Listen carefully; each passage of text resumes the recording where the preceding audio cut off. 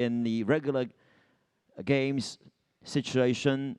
And if ever the two players come to the point of 10 apiece, whoever scores first the 11th point will also walk away with that game. So it's very exciting. And in general, the game or any encounter between the two players will finish within 24 minutes. However, in the kill zone, the 5-point system won't actually take any time at all. In other words, won't count any time at all. So as long as the first person scores the 5th point, the game will end. So a lot to be delivered here tonight for this particular scoring system. So please be seated, folks, and the evening action will take place in just a few minutes. I'm not going to explain this in Chinese, Mandarin as well. 这个是一次有新颖价值的、新颖意义在里边的新的计分系统的一次 T2 的我们一个赛事。那么这个赛事的新颖之处呢，就在于这个局分本身呢是没有评分的，没有 deuce 可言。打到10比10的情况下，谁拿到第11分，谁就取得这一局比赛的胜利。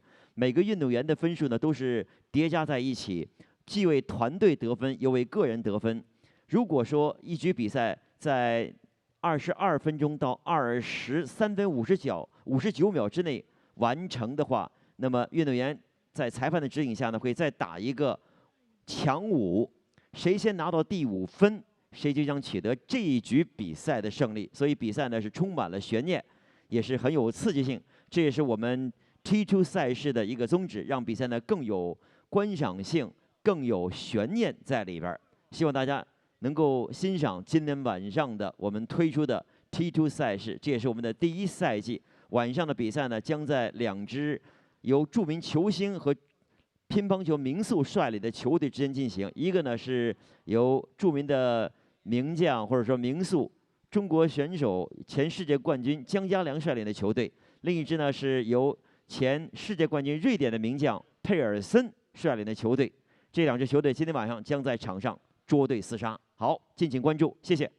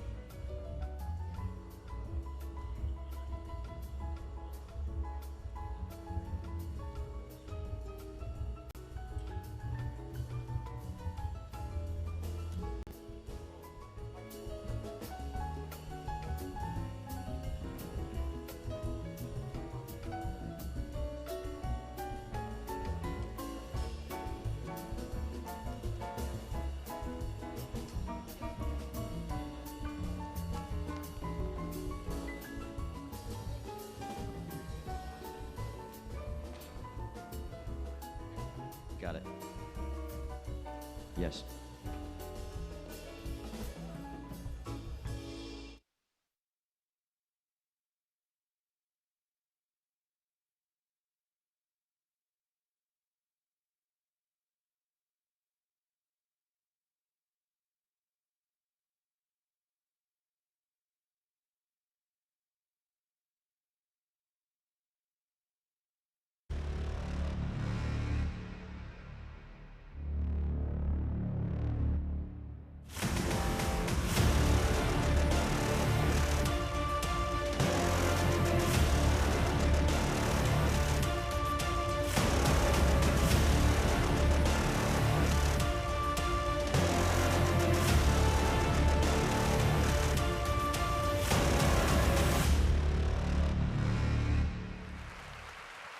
All right, good evening, ladies and gentlemen. A very warm welcome to you all to our T2 cabin for the T2 Asia Pacific Table Tennis League. This is the inaugural season, and we're very happy to have everybody here to witness the season going on. And without further ado, let's check out the standings of the teams right now and also the individuals after day one action and also this afternoon's action. And today, of course, is day 2 right now for the league's action. From the men's side to the women's side. This is the actually men's standings right now at the bottom part, and this is women's standings right now, the individuals. Yan Haiyong, of course, is taking the lead. And the second page right here. All right, let's check out the team standings here from the men's side. Right now, Team Maze is doing very well after this afternoon's action. Check out the next page for the bottom, or the 4 teams right here. Okay, so today we have 2 teams to have a showdown this evening between Team Pearson and Team JJ. Are we ready, ladies and gentlemen? Now let's first put our hands together for Team JJ. And Team JJ, led by Captain Jiang Jialiang, a 2-time world champion of the men's singles, and his squad right here. Welcome aboard.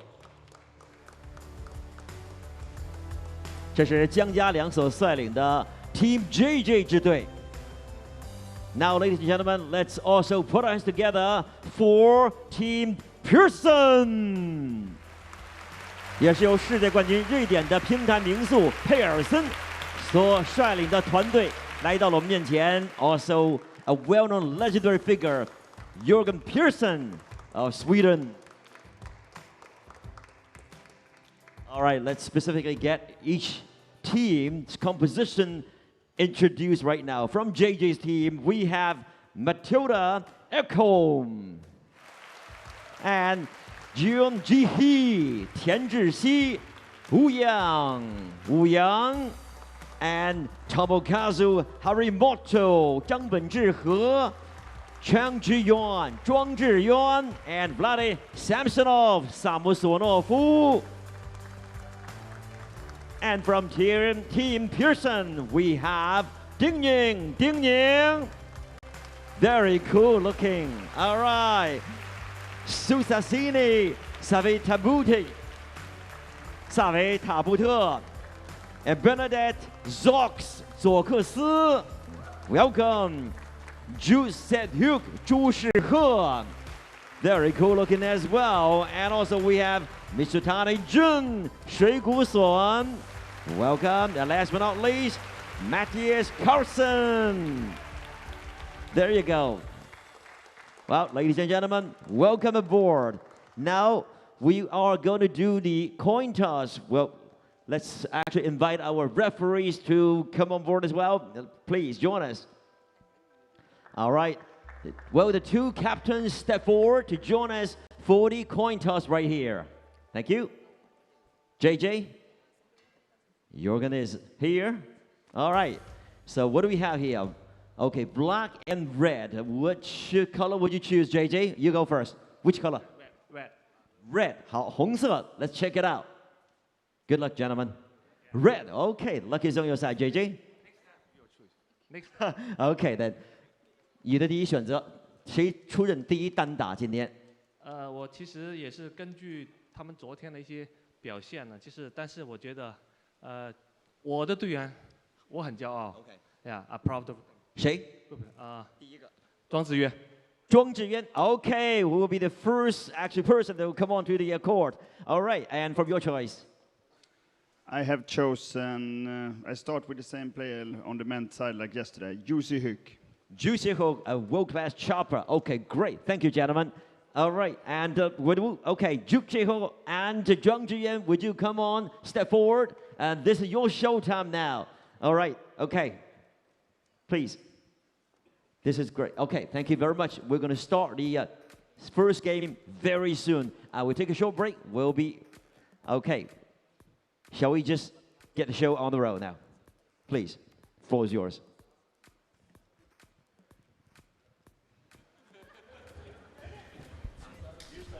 Second session of the second day of T2. First session served up some delightful matches and the chance to feast our eyes on the play of players such as Ball, Porter and Ovcharov. Now it's the turn of Team Pearson and Team JJ to do battle with some of the world's best players in their armoury, of course, as well. Look at them go. Team JJ, Jiang Jielan. He's such a character, came in with gusto, almost fell down the steps, which wasn't quite in the plan. And then in came Team Pearson, Jorgen Pearson, the only person not in a hoodie. They look slightly intimidating, but once they've taken their hoods off, it's not quite so bad. And we start with the men. Ju Se-hook for Team Pearson. Chung-Chi Yuan for Team JJ. Ju Se-hook lost to Shankun 3-1. That's a match yesterday against Team Rossi, and Chang Chi Yuan won a tight one against Chen of Team Mays 3-2. So they need the points, their team needs the points, and in round one, here we go with this second session of the second day. Invited audience heading to their bleacher seats at the side of the court. A man who's just settled into his very comfy seat next to me is Gavin Rungay. Yeah, this is going to be another spectacular game. It's always great when there's the contrast of styles, attack against defence, and it's spectacular defence as well in Ju Se-hook. We see there, ranked 17 in the world at the moment. At the age of 37, that's not bad, is it really? Been ranked in the world top 2, of course, for quite some time. Team Silver, the London Olympics. And here's Lu Xi-nan, who we like very much, the man who offered the choice of rock, paper or scissors at one point yesterday when everyone just looked at the coin and didn't make a decision. I like this man's, I like the cut of his jib, as they say. Chuan Chi Yuan, 36 years of age, home Chinese Taipei, just a year younger, of course, than Ju. In the world's top 20 for over a decade. This should be a good one.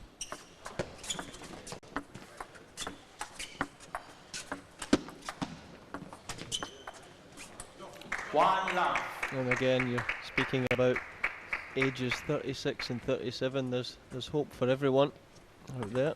These guys still, you know, they're not on the decline. They're still playing at the highest level in the sport. I was going to say, for some of us who just turned 50, it's not quite so clever, but of course we're looking at the ever youthful Jiang Jilan, and yeah, he's certainly someone who's got to a certain age and doesn't look it. What I'm particularly upset about, he's got no grey in his hair.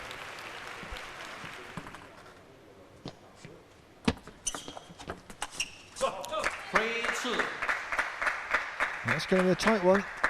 24 minutes on the clock if you just joined us. Of course, T2 a little bit different. 24-minute matches. We'll get as many games in as we can.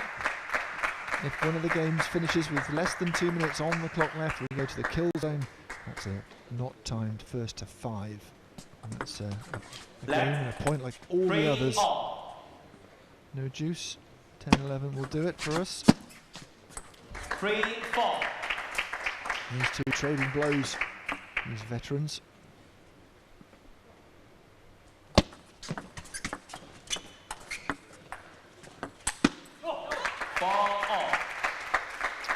Chuan Chi Yuan earlier was practicing against the chop as well. So he thought that this is what the matchup was going to be in the first one. 4-5.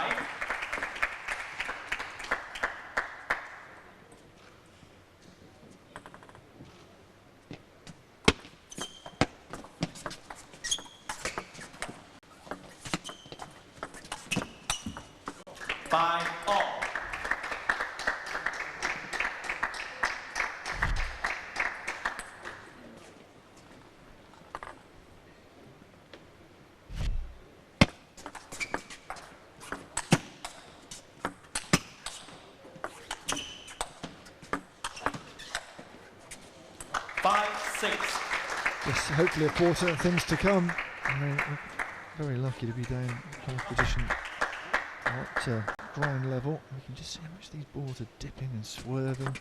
It really is amazing the skill these players have, and that's beautifully done. They're trying these players trading blows.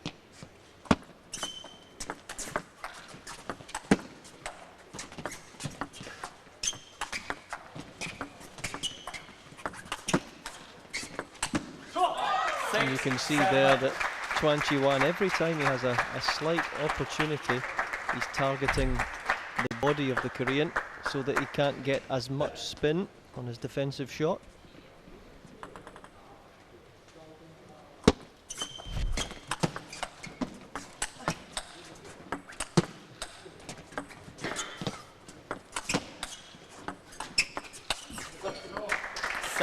Once again, the forehand. Just letting him due down a little bit there.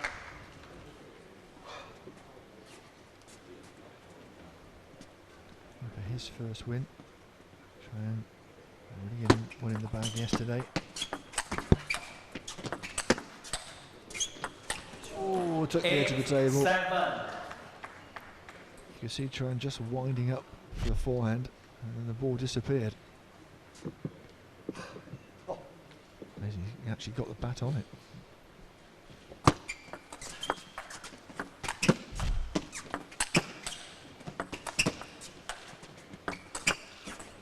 Oh, lovely change. Almost tennis-like in the way he worked him around the table and sent him the other way. Just opening the hand at the last second, but this is a lot tougher for the attackers, only having the 15 seconds interval between rallies. Heart rate must be racing. Yeah, and they've already done a lot of work today. Looks like they just rock up and do 24 minutes worth. 9-all. But the truth is, they were in the gym. There's a table tennis table there at the hotel, having a go for an hour. They've had another warm up for an hour here. They are very fit people.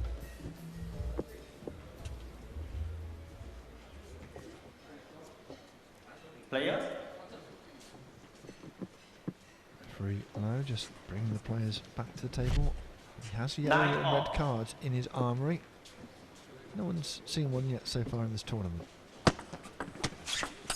10-9.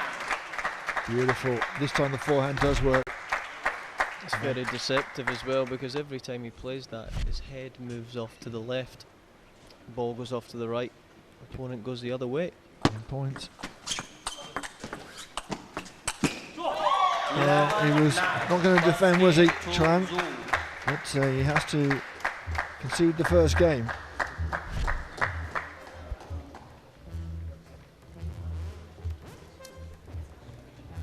Wound up the big forehand. Didn't just get enough topspin on it.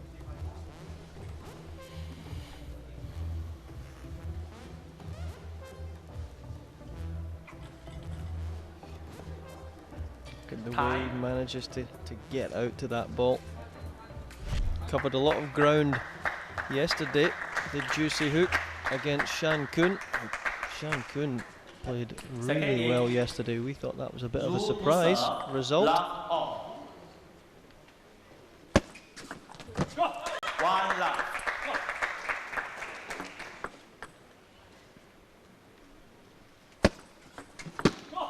Love 2. A little bit surprised by that serve, I think.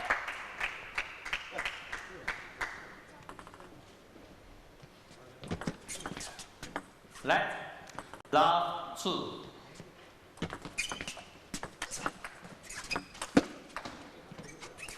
Nice forehand. Not much the Duke could do about that.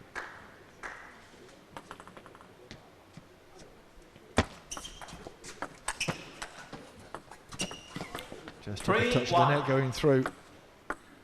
Just enough to put Trang off. And the Chinese Taipei athlete under a bit of pressure here. 4-1. And there it is again. It just shows how much respect there is for this juicy hook attack, trying to keep the ball tight there. 2-4.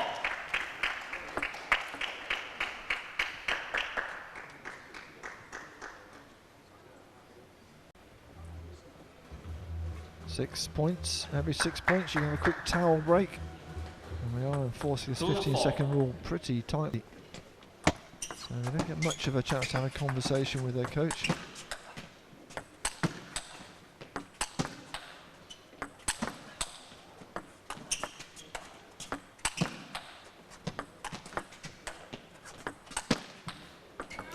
Just too powerful in the end. Ju trying to keep it low over the net, not trying to lob it back. Took until about the 7th or 8th shot to eventually open his hand.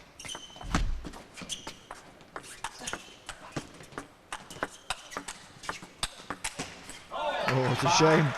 Shame for Chuang, because that little slap across the table was lovely just before. What's really awkward when you're playing a defensive player is when they attack. Sometimes then you've forgotten to attack yourself. 6-3. Yeah, Ju haven't really been. I think the modern defensive players have to attack as well, as you were saying in previous matches, but we haven't seen a lot of him standing back and just chopping the ball back. There's an example of him not standing back and being defensive. So much pressure because that's a great serve, a reasonable receive, and that's like you're playing a world-class attacker. 3-8.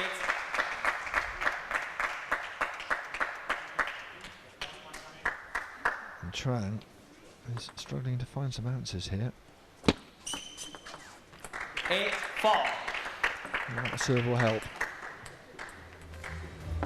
This game's going at some pace, really. Yep, so what, 14 minutes on the clock? Just over. Time. Yeah, so you can see when the rallies are in the first 3 strokes, it's Ju that's twice as successful.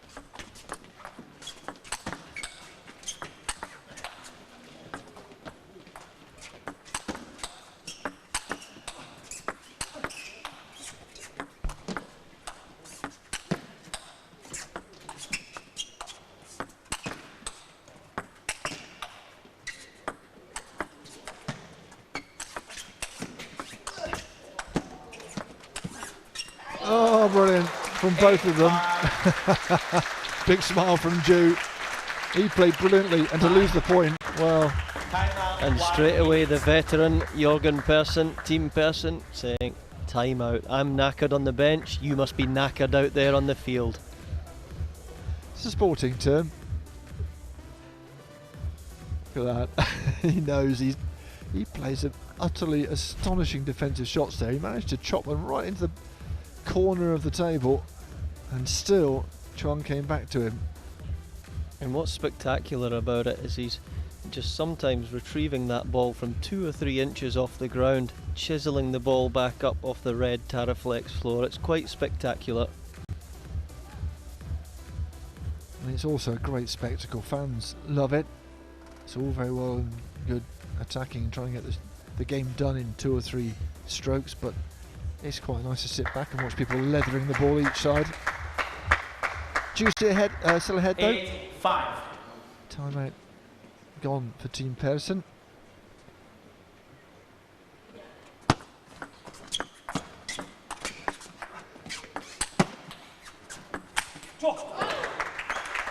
Did well on the full stretch there.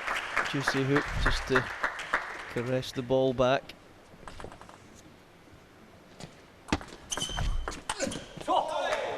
5-10.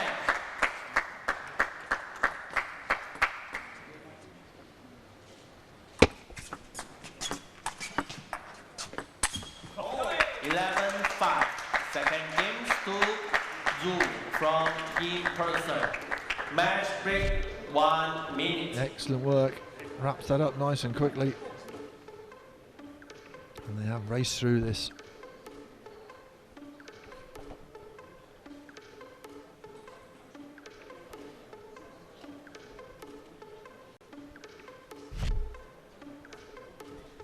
That's how it looks at the moment. It was tight the first game, trying certainly in it there, but struggling to keep up with the wiles of the 37-year-old. I quite like the combined ages of some of these people. So 36 and 37. You can do the maths. That's 73, isn't it? We have had a combined age of about 30 as well. So it's we've got some real youngsters and some real veterans. It's a really good mix here in T2. And our benches for the audience pretty full now. And our team bench is pretty full as well. Some of them have to go off and get ready, warm up, loosen up, in case it's their turn next.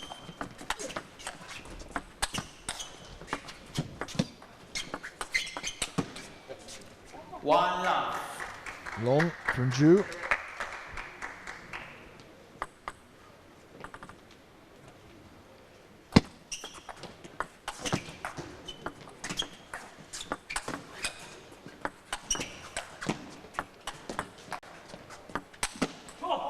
How he dug one of those out from under his toes, I do not know. What a way to win a point. Just made that one look really easy. Spectacular defence again.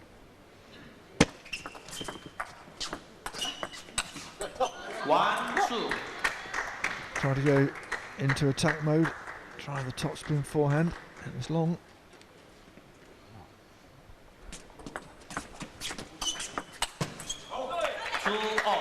Again, he just seems to get the right quantity of spin on the ball juicy hook, either going for the huge backspin chops, sometimes mixing it up with some heavy topspin attacks.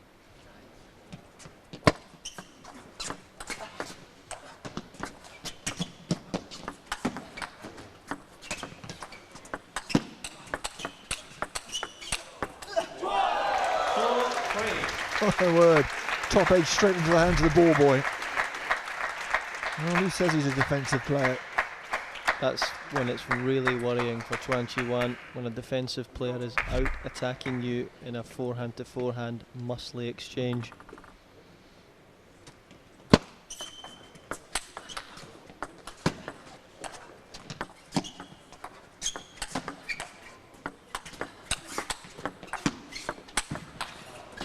That's good. Good from Chuan, mixing it up, deciding no more of the same old, same old. Just moving his feet into position a little bit quicker there. Time. Player.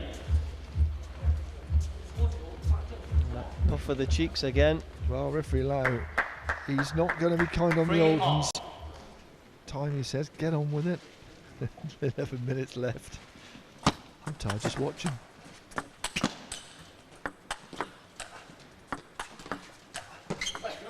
Three, four. It'll be interesting to see whether Chuan, all of a year younger, is any fitter. Certainly a very different physique. Stockier, shorter. Ball off. Look at the way he was just able to spring out to that ball. It's so tough when he gets out there. Which corner is he going to go to at the last second? He just moves his wrist either way.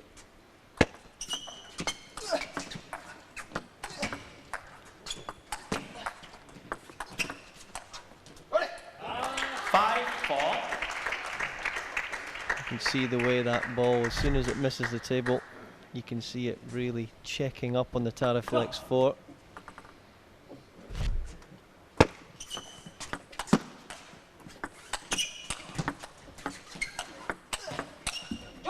Oh, just unable to top spin it over the net.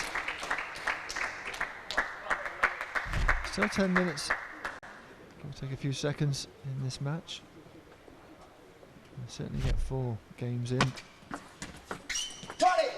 4-7.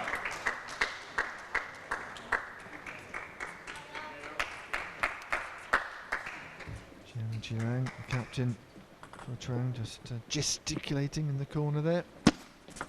Very animated. 7-5. Chance to take on the towel, and in Chuan Chi-yuan's case, a bit of liquids as well. Really wound up there. Couldn't quite find his Player. range.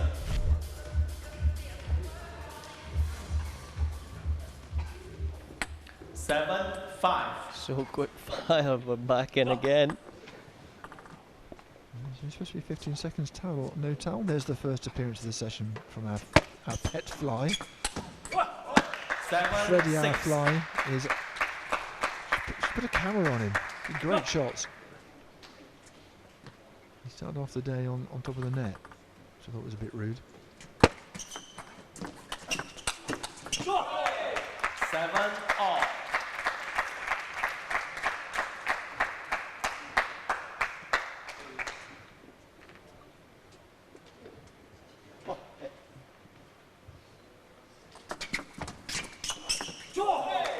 Eight, 7.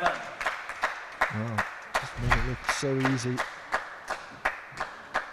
Again, you don't have a clue there what corner he's going to hit that ball to until that very last second. Timeout being called.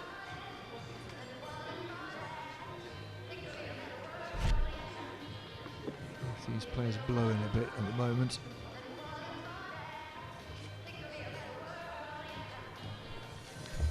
Time.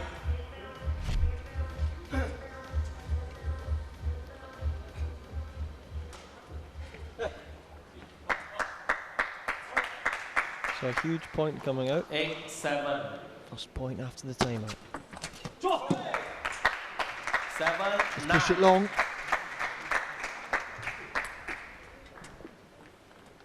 Shake of the head from Chuang, psyching himself up. 7, 10. Good turn of serve coming from Ju. And here's a chance for him to wrap up the third game.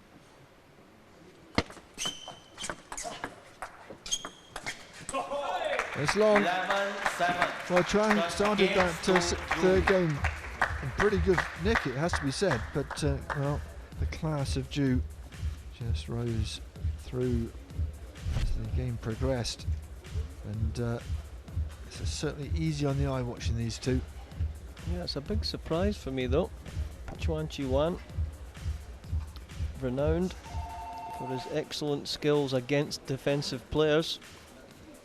But again, that's when he has 25 to 30 seconds to recover between points. This could be really different. Fairly comprehensive the last two games. Fourth game. Zhu to serve. Love all. 7 minutes on the clock. It's not beyond the bounds of possibility of an extra game in here. Even with just 1 second on the clock.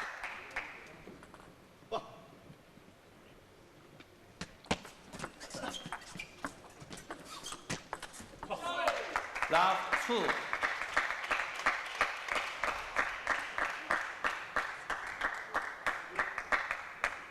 Chuan Chi-wan there, just speaking to himself, just saying, come on. Need to at least get one set on the board. 1, 2.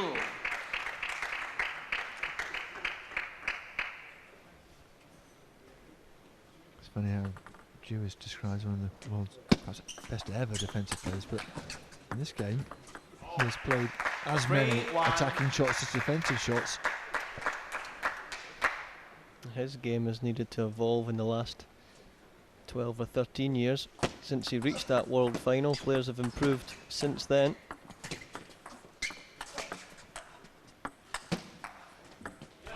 Really just flick that head as he hits the ball, doesn't he?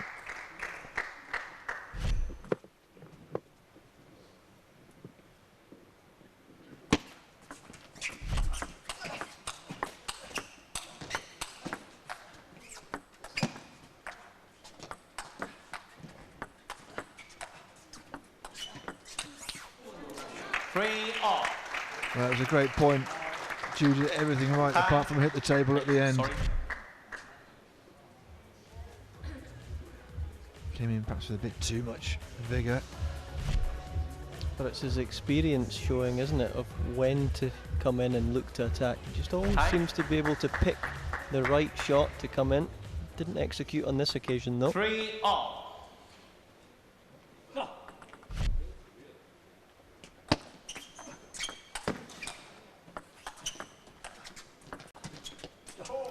3-4. A little bit long. A little bit tentative from Trang.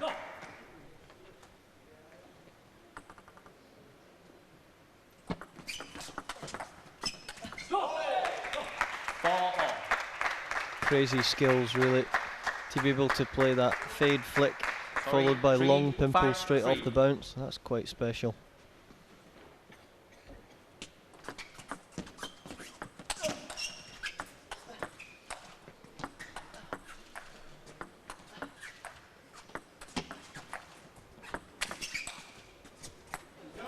That's long. Even the best defensive player in the world sometimes misses his range.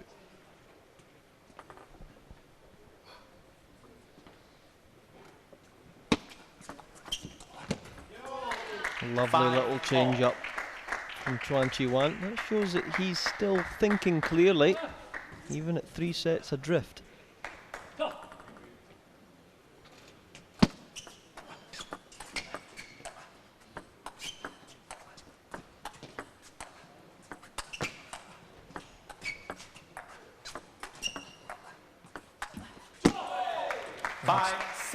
Long via the net. Still got, what, 3:36 on this. I just wonder, perhaps we'll run out of time. It will be who's ever ahead when the clock goes to 0. You hear the referee call last point.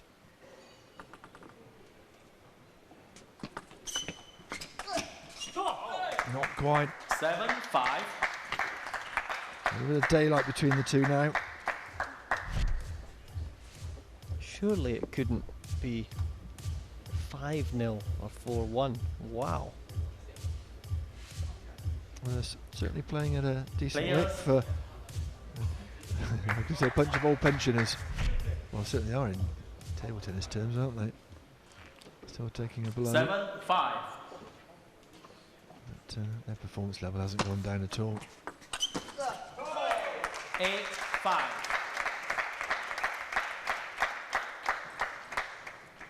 Can we get into the kill zone?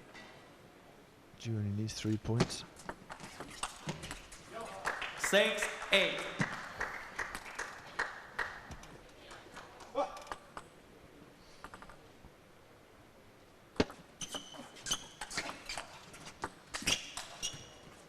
No, just too strong. 7-8. So it's getting tight. And time is ticking down as well.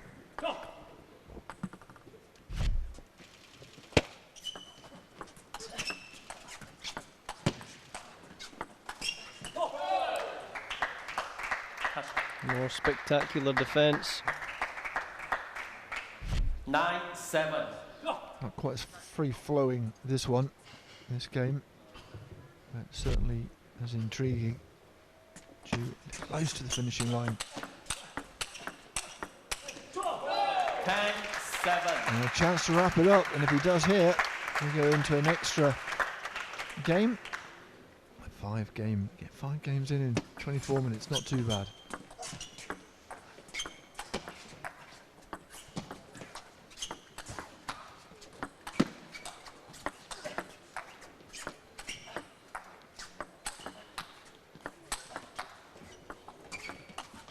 Oh, it's just hit the net and gone long.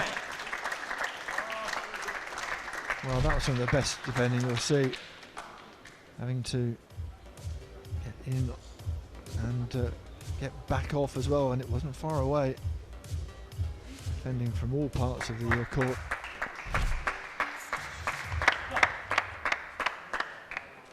Eight, 10. There we go. 44 seconds left on the clock. A 4th game for Ju, and we are in the kill zone.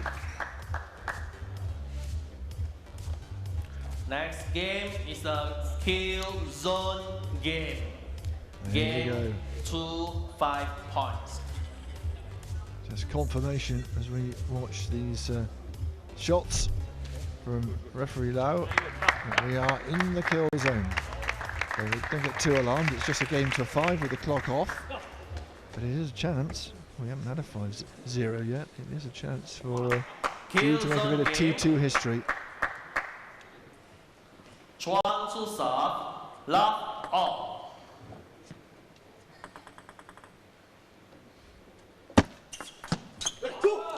One love. It's also a chance of a little bit of redemption for Tran. He can get off to a really good start.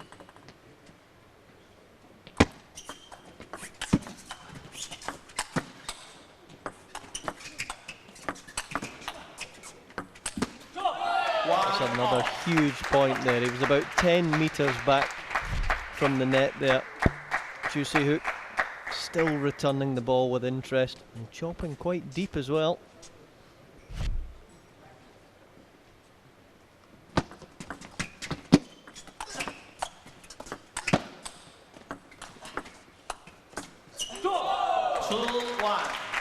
Excellent stuff again from Ju. Wasn't quite in our comfortable position, but he wasn't far away from us, and he just kept going.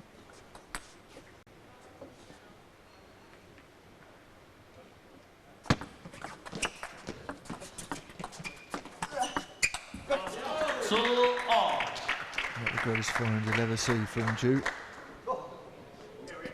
What we would call poor shot selection, and there's been very little of that from the man from Korea so far.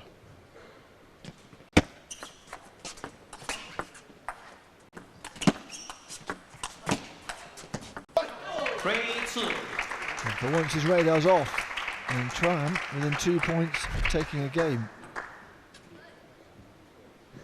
This is where players have to realise that a good start actually equates to winning the game in the kill zone.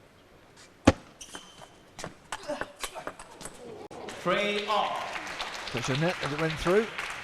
Nothing much that Tran Chi Yuan could do about that.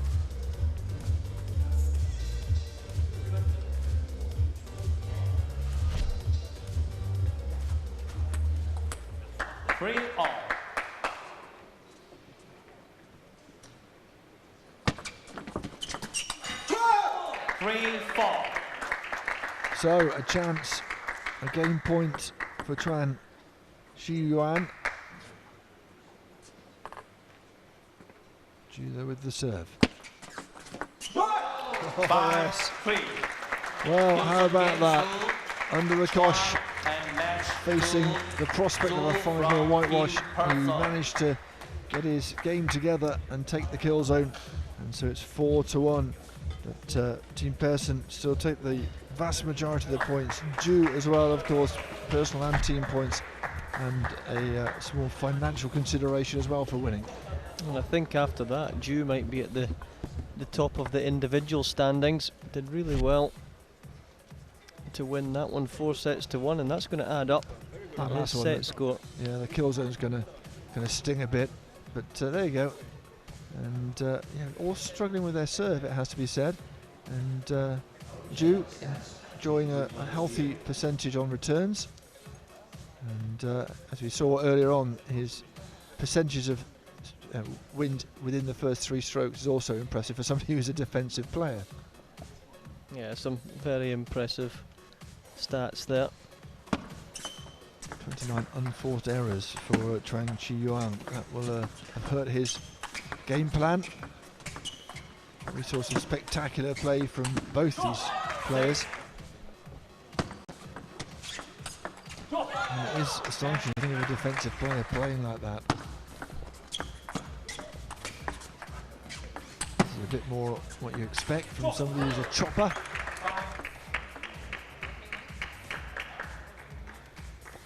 It's interesting to see that serve in slow motion. Almost cuts himself in half when he serves. It's to get the angle, to get the spin. Look how close the defensive player is playing. Well, that was one of the spectacular ones, that he took the long pimple right off the bounce, and you know, it's very difficult to describe how difficult that is to do. It was just a frustrating day at the office for Tran Chi Yuan. Didn't play poorly, but he did end up on the wrong end of a 4-1 beating by Ju Se-hyuk. All right, welcome back. Now we have a chance to talk to Ju Se-hyuk, who just scored 4 points for the team. A job well done here. Did you expect yourself to win 4 games in a row at the very beginning? Yes, 4-0 leading, I don't know, mine also. And this is a new rule and a very difficult rule and a very different rule. I'm focused also very quickly thinking changing. Today is better. Absolutely, but you did very well. Congratulations, really. And 감사합니다. All right, we'll take a short break. We'll be right back with game 2. Stick around.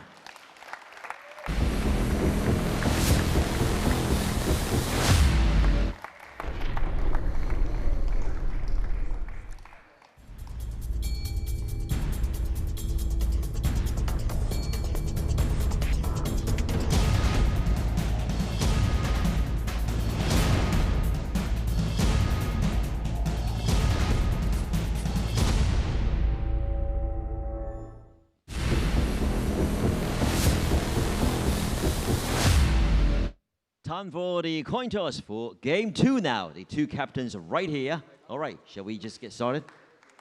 Black and white. This time, let's get Yoga to choose.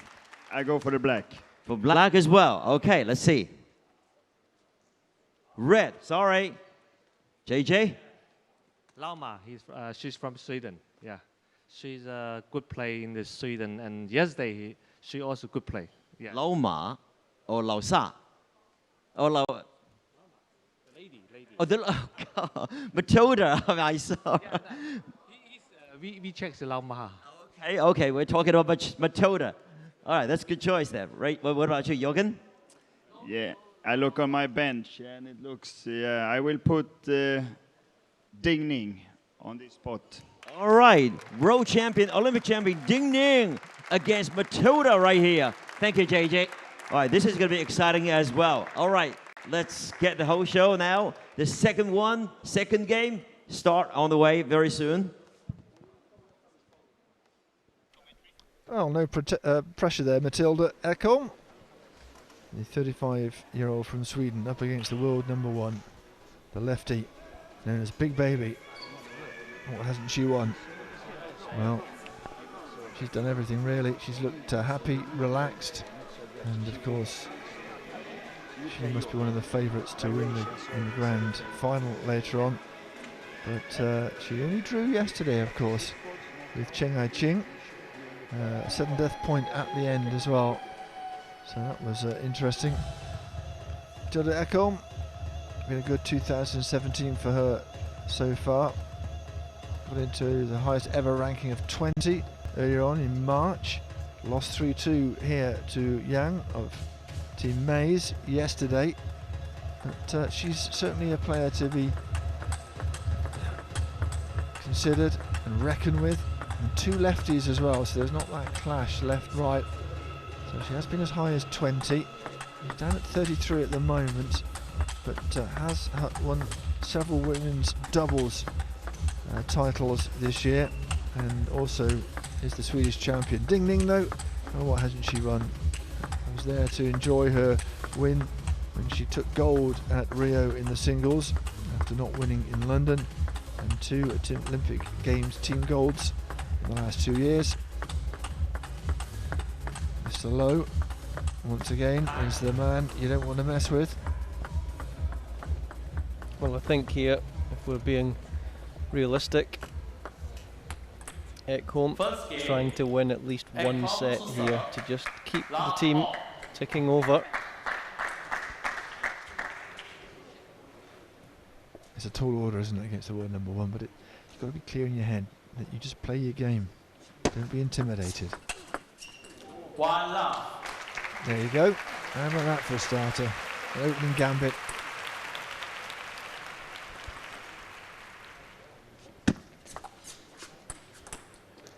Black, 1 love.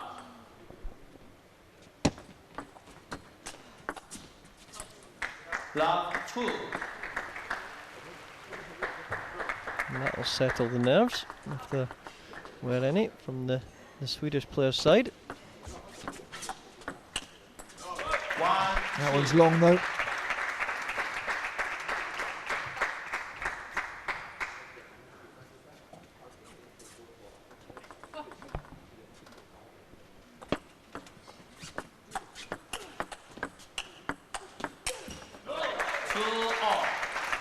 Ekholm looks like she's resolved to attack. I'm just looking around. I can't see her in the comfy seats, but yesterday, of course, Ding's mum was here. 2-3. Full of smiles and enjoying herself. It's nice to see. 3-all. Kind of a good fight here, Ekholm.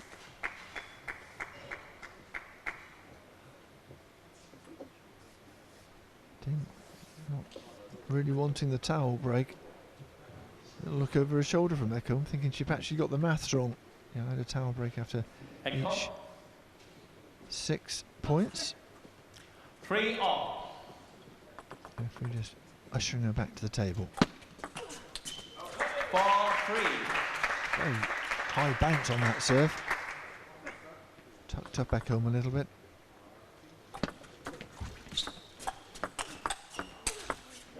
Oh yes, elegant. It's the second time she's done that in this match so far, early on. Must make you feel lovely inside, mustn't it? Real bit of poetry.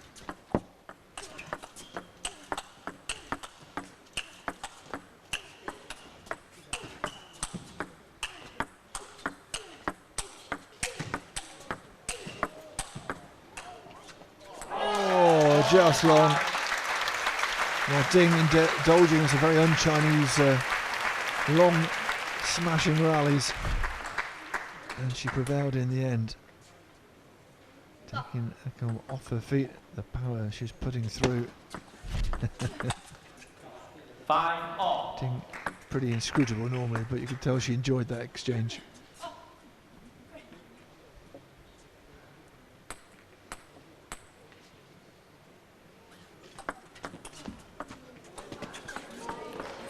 It was a great serve and it was a lucky return.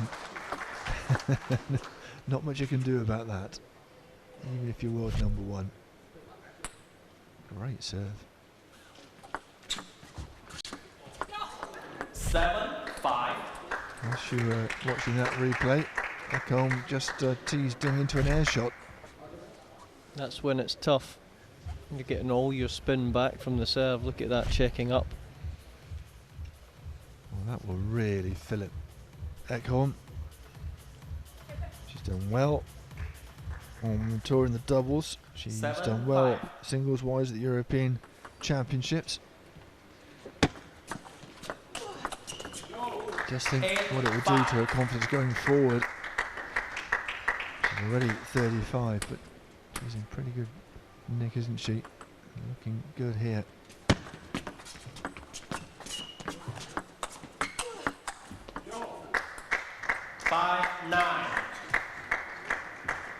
Started off really well, linking backhands and forehands together.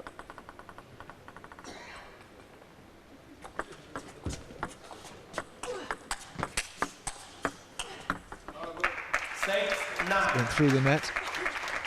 And it's unfortunate. Again, these two are quite happy to trade blows away from the table. Sound like they're having a fist fight, but you know what I mean. 9-7. Oh, the gap is closing. It's a dangerous tactic from Ding though, spinning low into the Ekholm forehand, because if she does come around that and make the table, it's a strong shot. 9-8. Timeout straight away called by Jiang Jieling 1 minute. to bring Ekholm in to stop the momentum of Ding.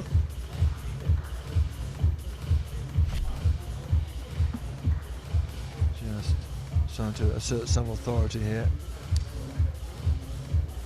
Even in slow motion, she looks like she's got all the time in the world.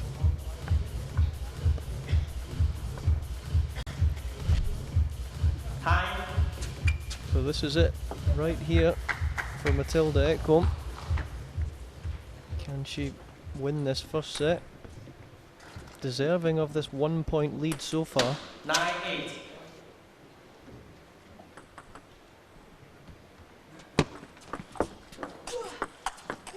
Oh, just went for the big shot.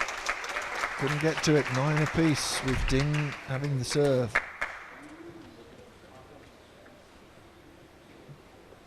She'll take the towel break for as long as she possibly can. And once again, Ding not bothered at all. Brought back to the table by the referee. Only allowed 15 seconds even for a towel break.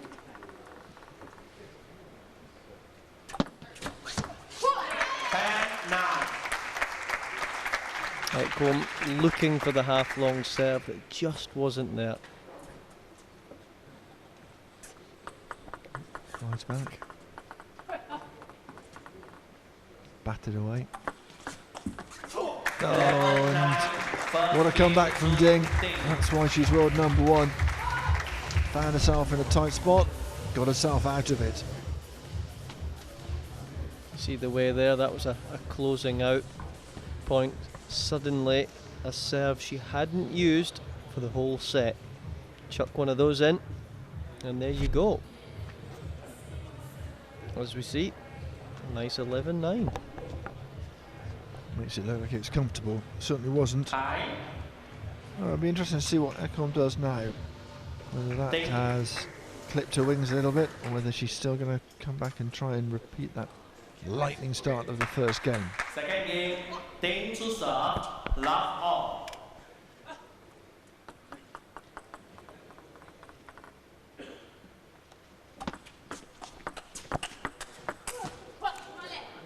One love.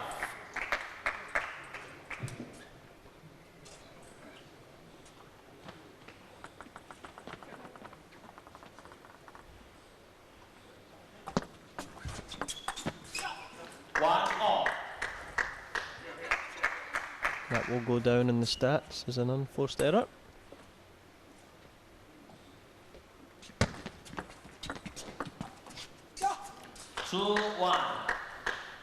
Once again, she's in the mix.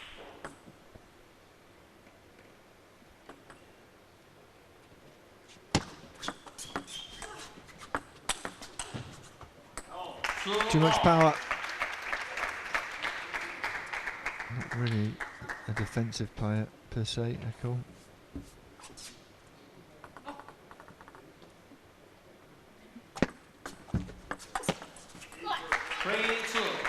Really fast on the forehand.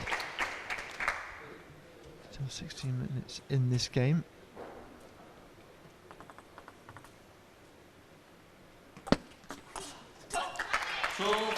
That lovely changing of serve, changing of spins and placement. Once again, Ding really not bothered about taking the towel. She's saying, let's get on with this. So's the referee. No yellow cards or red cards, which they are allowed to produce if they think there's a deliberate slow play. Second yellow or a red means a loss of a point.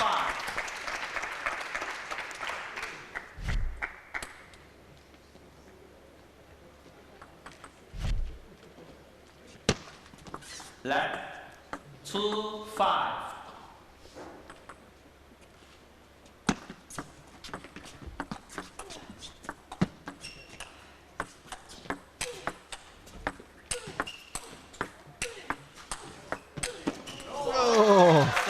Ding did enough.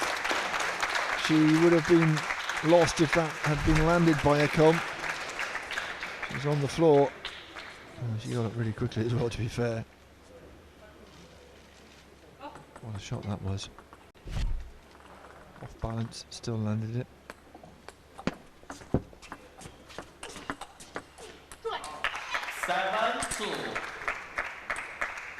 Starting to get a bit frustrated. No, Ekholm, she's playing well, but yeah, it's like playing against a brick wall. It keeps coming back to you.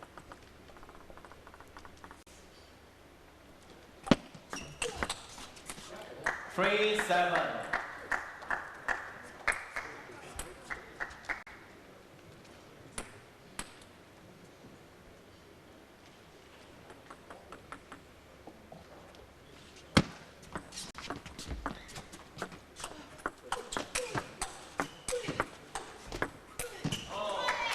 Good shot from Ding, but it was run into her body. She was leaning back to get onto the forehand. This is a little less equal this game. That was a carbon copy. Two of them hector balance.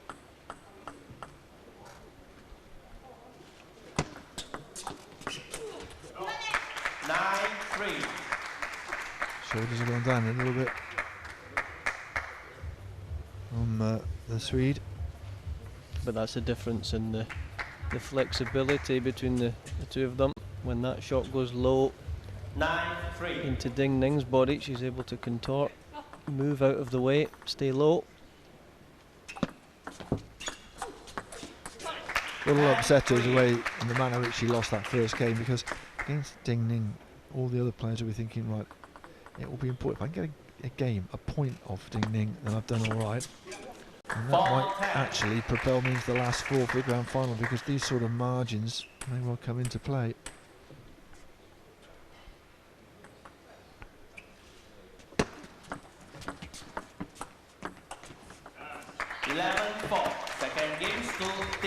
Wraps it up nice and easily, and it was a bit of a soft return from Ekholm. That wasn't there. Wasn't really up to a normal standard. And it's 2-0 at the moment for Ding. And we have, what, about 12:45 on the clock. So there's still a lot of time to go. And if she's not careful, Matilda Ekholm, it could get messy for her. Now the difference there was Ding Ning getting off to a quick start in the set, so she can just relax and play like practice mode. And when the Chinese are like that, that's when they really are 2 or 3 levels ahead of players 20, 30, 40 in the world. When they're in their comfort zone, if you're able to just knock them out of that comfort zone, you might have a chance, as Ekholm did in the first game here, but couldn't make it count, couldn't make it stick. Ekholm Susa, love all.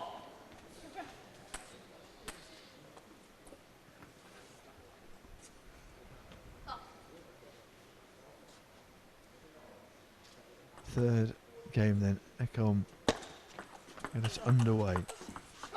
Love 1.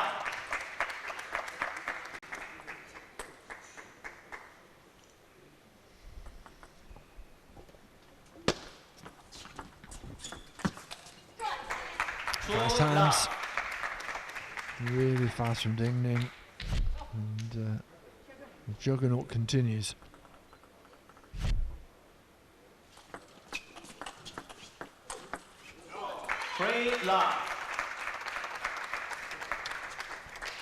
Don't envy Ekholm trying to stop the flow here.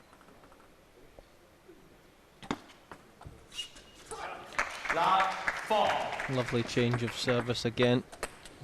Just at the last second, carving right underneath the ball.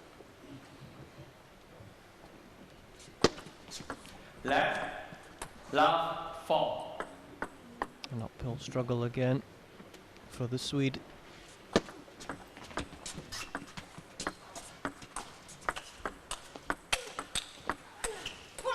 Well, it's a good idea. It wasn't far away. And frustration starting to seep into Ekholm at the moment.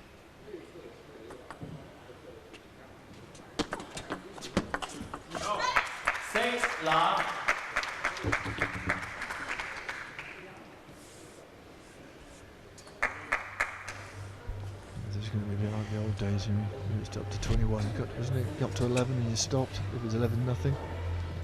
Start the game. I'm looking at Gavin. He's too young to know these things. You whippersnapper. I was born in 2001. 6-1. I'm pretty sure that's not true.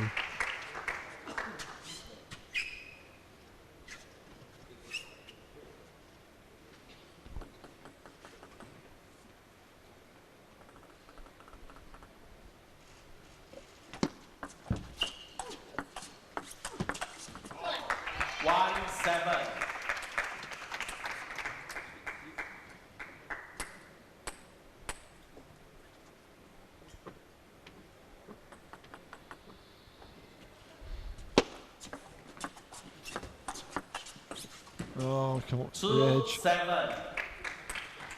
So a bit of a mountain to climb for Ekholm here in this third game.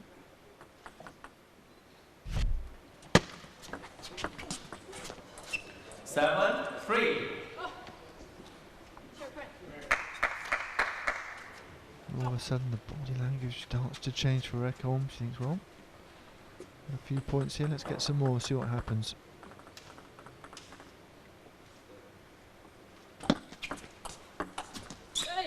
Seven, 4.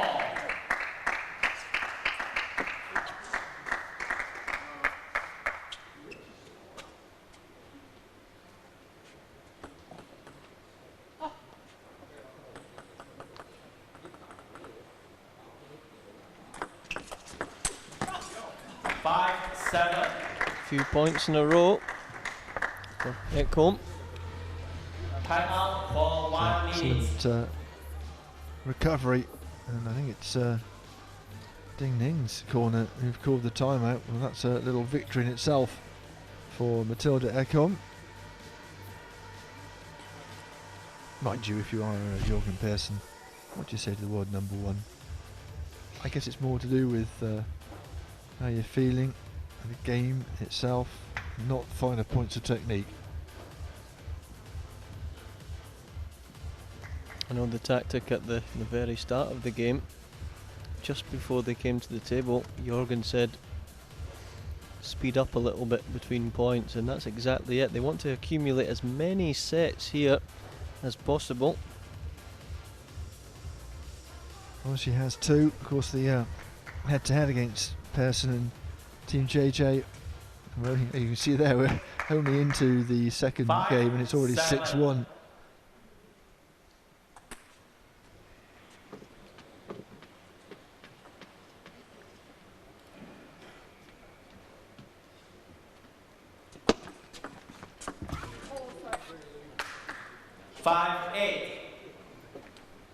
In a while, she has a point.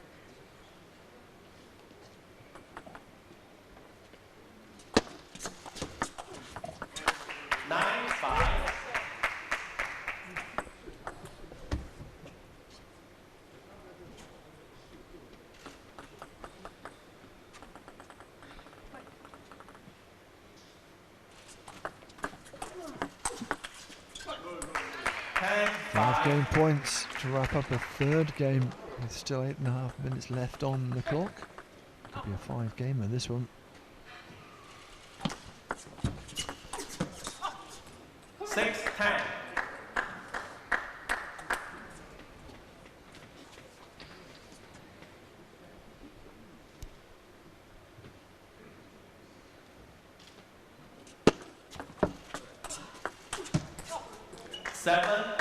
She's hanging in there. Yeah, better quality on that low spin down the line. If you're going to go to the Ding Ning forehand, it's got to be spinny and it's got to be low.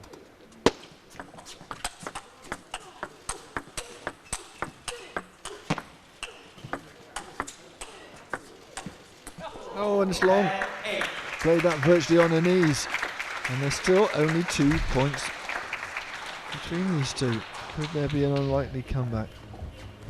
This time, Ding Ning does take the towel, as we see her stooping to try and conquer. Players. But wasn't the best position to try and launch the attack. Paid the price. 10-8. Ding Ning has the serve. Can we see something special here, perhaps?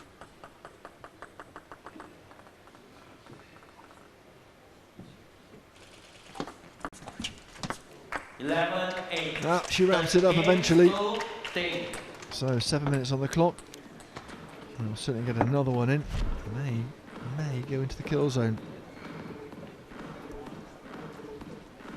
They're only allowed 15 seconds here. They'll be called back on the court pretty soon.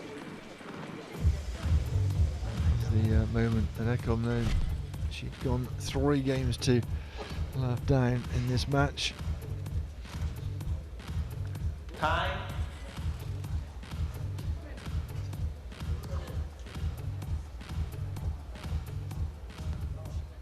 Fourth game. Ding to serve. Don't need. Ding to serve, love all. Yes, Ding forgetting it's 2-2 for a moment there. Looking to change ends.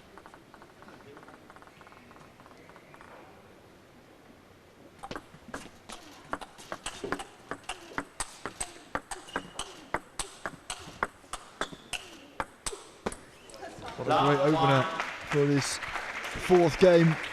Little smile from Ding. Even though she lost the point, it was a nice way to open up.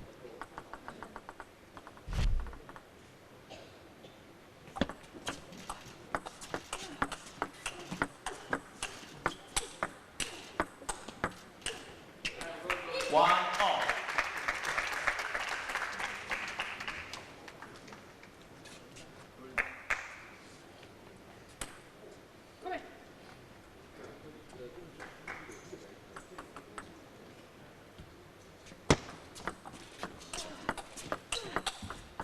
Two, one. Just a little bit far away from the shot there. Just leaning out, stretching a bit too far.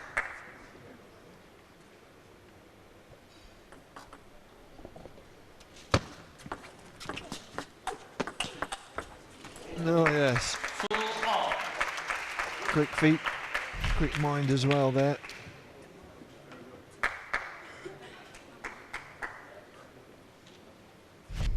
Like that one, little fist pump.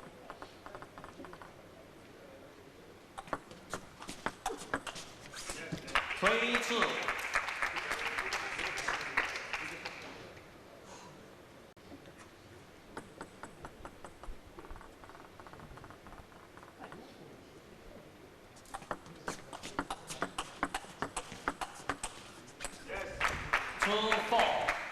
Wrong shot. Quite away from the table at the end of the day. Still 4 minutes on the clock. We could get ourselves into a last fifth game. Depends how long it takes for these two to get it on. How long the rallies are. There's every chance. 2-4.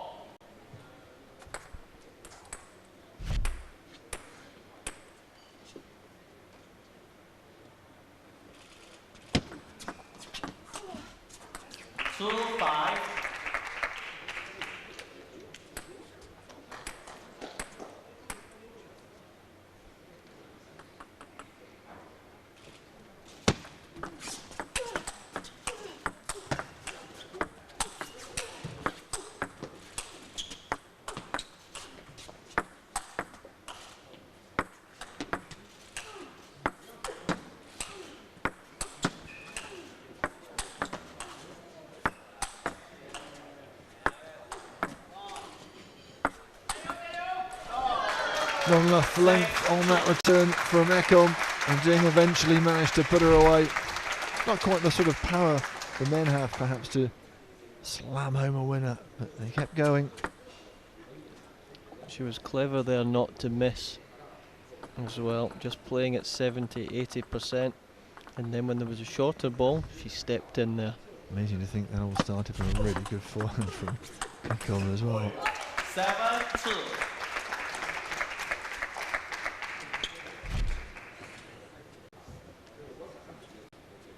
Amazing to think Ding only managed to draw 2-2 yesterday. She looked amazing. And Ekholm has not had a bad match, but what do you do against this woman? 3-7.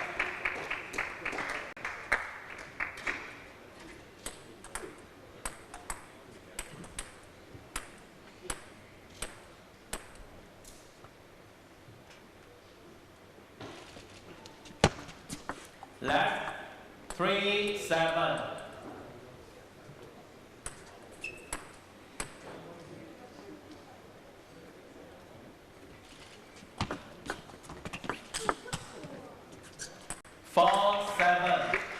Once again, a mini revival from Ekholm. I wonder whether she's thinking, whatever happens, let's not get into the kill zone. If I lose this one, let's just lose it.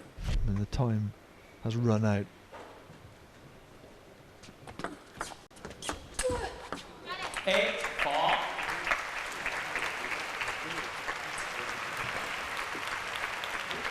She'll take a very slow towel down now, does Matilda Ekholm. You see in the background.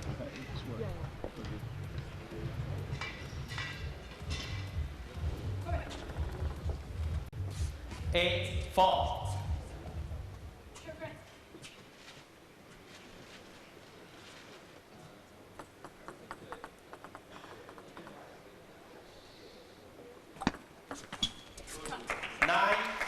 Didn't move that serve at all. Keep an eye on the clock. 2 points in 37 seconds. 4-10. Very possible. No, I can't. Win the point and take your time.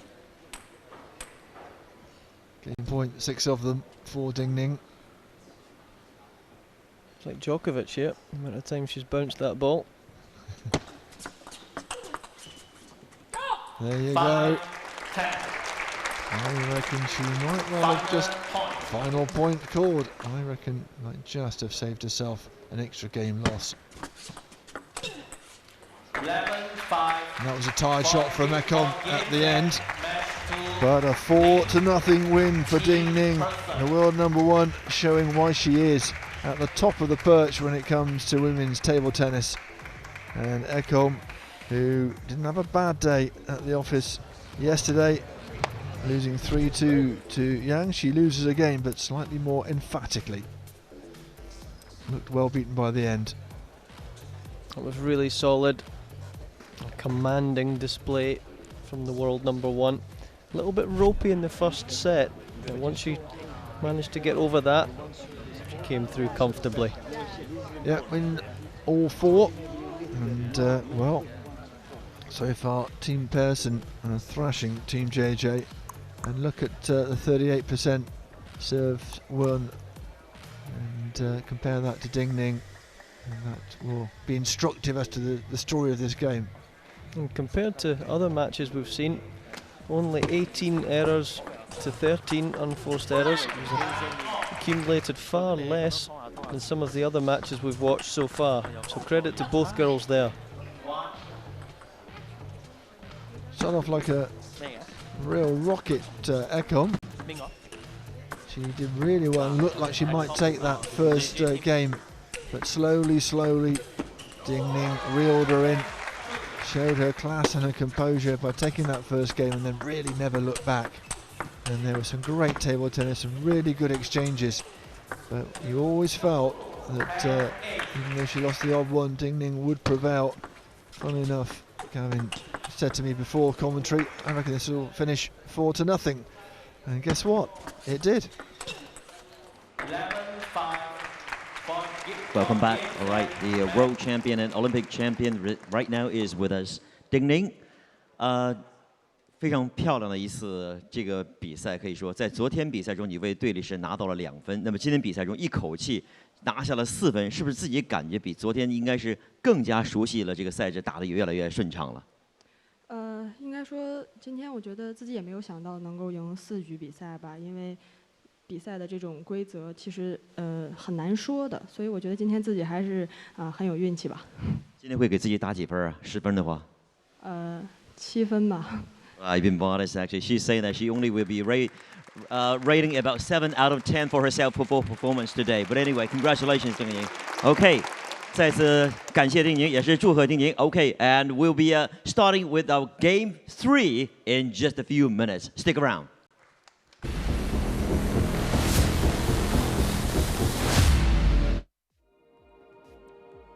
From a very young age, we always had something.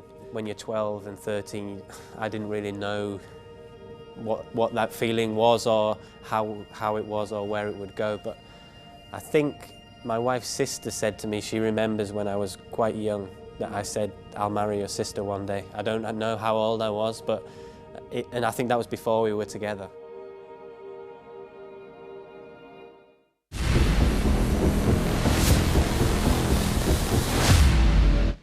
All right, welcome back. Now, time for us to do another session of coin toss for game 3, starting with our 2 captains here. Please, let's do that. All right, JJ, you want to choose? Yeah, change something. Maybe lucky coming. Black. Black. Okay. Let's see how it goes. Sorry. Red. Jürgen? Red, this sounds good, yeah. I will go for Mattias Karlsson. Sorry, sorry, Mattias Karlsson. June is so ready. Sorry, Carlson has been chosen. All right. 卡尔松对方选的是你呢 Don't happy too early. Perhaps 老马老皮not 老马。Your choice. 你的选择。Tomo. Oh, 张本智和. Wow, 14-year-old sensation right here. So, stick around. Game 3 is about to start between 张本智和 and also Carlson. Okay, we'll be right back.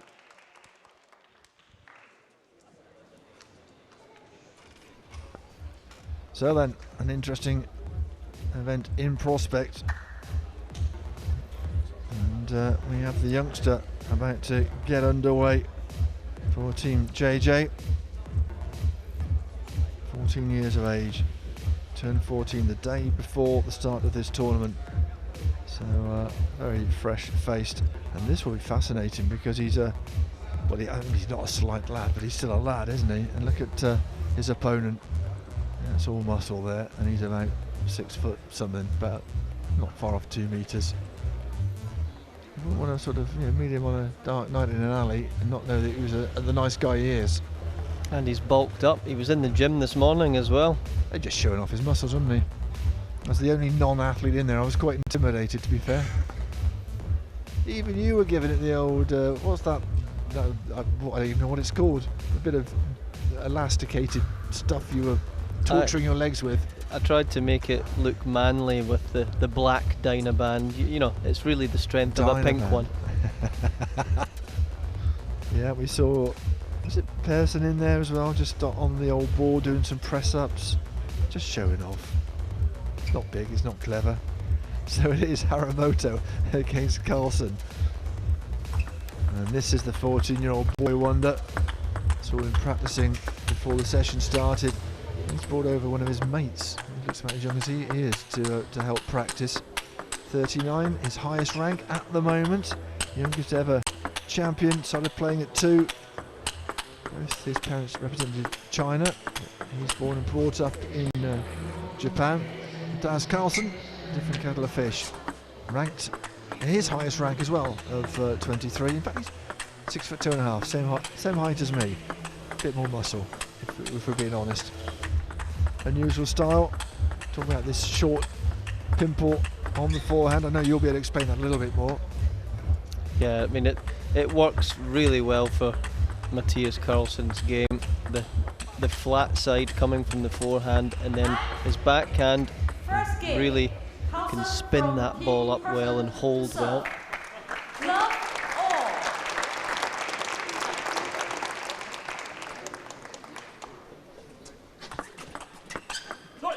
Oh, what a start. Hello, young man. Welcome to my game.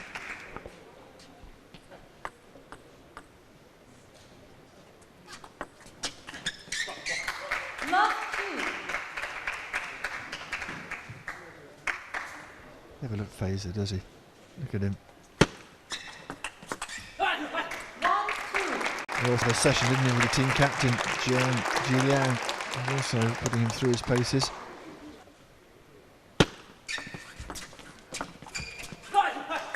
Yeah, Haramoto's got a competition going on between himself and Bernadette Zox for who has the loudest shout out there when they win a point. He may be 14, but it's certainly not as high pitched as Shocks.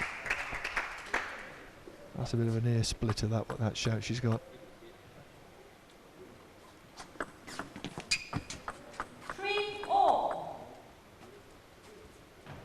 He'll go for the towel. Little check of the score. I always wonder about this at first one. You've really hardly broken sweat, have you?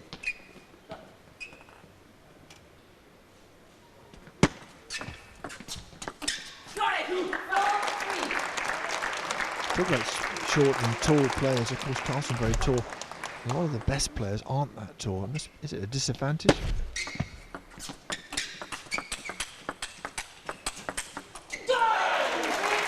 Oh yes. JJ, the captain's got his dancing shoes on. You like that very much. Super backhand to backhand trade there. Back to your question before, Richard.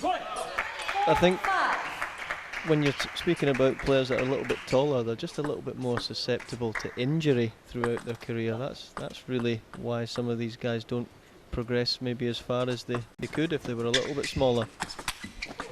Spent a lot of time hunched over the table. And we were talking to Paul Drinkball about hips. The fact that you're always twisting the hips in unnatural positions. He's had an operation to sort that out.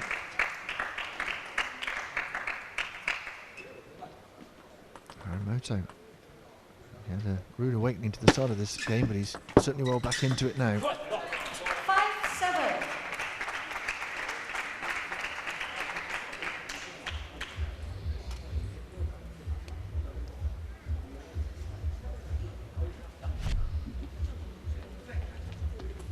Players, 5-7. Great shot from Carlson. That's a little bit too good for the youngster. It's a clever serve again. Really getting that ball to kick and jump off the playing surface.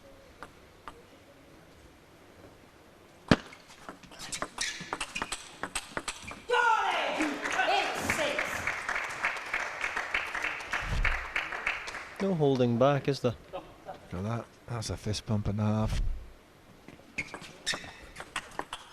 9-6. An apology for the net cord.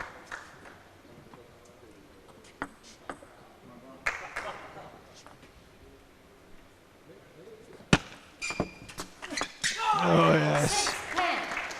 Such flexibility, such a great backhand.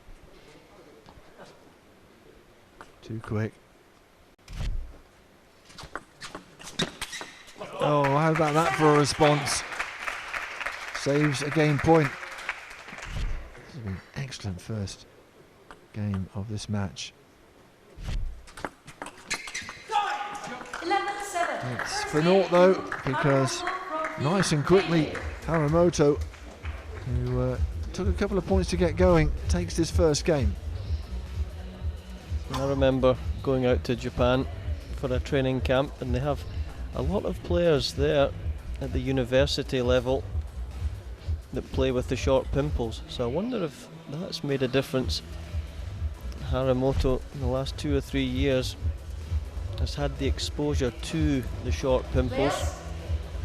It's quite a different style of game. If you're accustomed to playing against that, makes it a lot easier. Love all.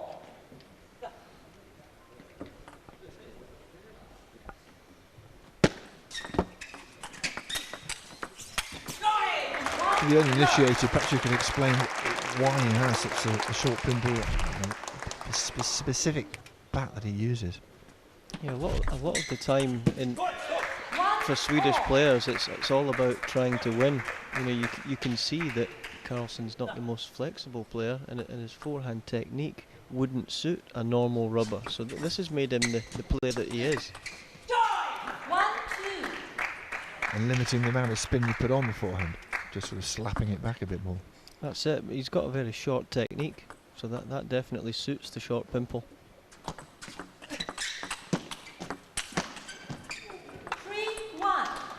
But just couldn't do it enough. Haramoto ahead in his second. They're racing through these games.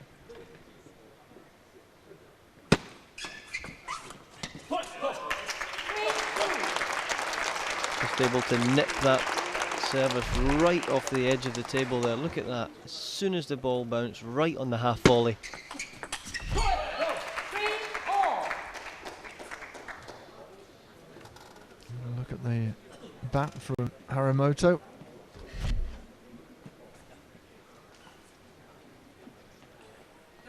Right into the body of that serve. 3-all.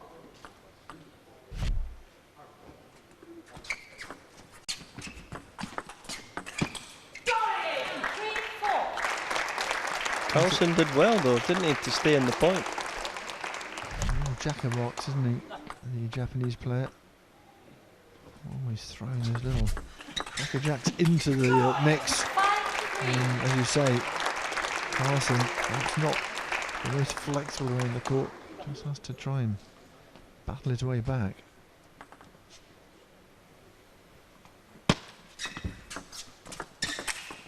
Oh yes! Well, Carlsen almost lit up a cigar and had a puff, thinking he'd won that point. Goodness me, he absolutely leathered it at the Japanese youngster who gave it back with interest. Just as well Carlsen won the next point, because that would have messed with your mind a bit. That's crazy, the reaction speed of the young lad, Harimoto.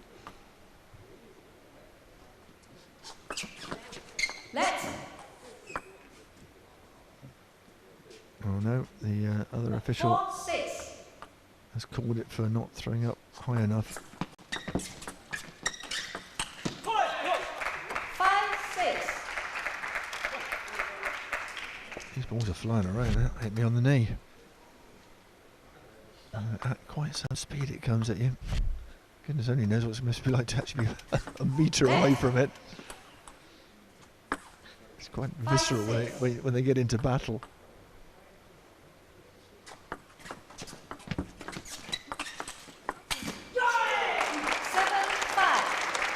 Just sit and watch in awe and amazement. We've got a good crowd in today who are really enjoying this. They enjoyed Din Ning, but these two have given us some of the best entertainment of the day so far. Players, time.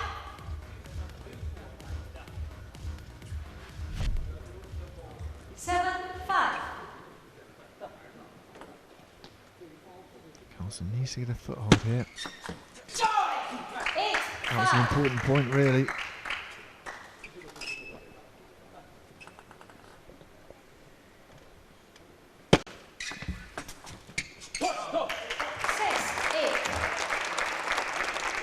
Fascinating mix of spin jaws and then the all out.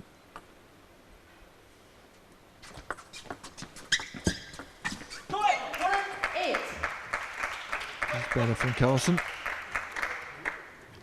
He's the one bouncing around with energy now.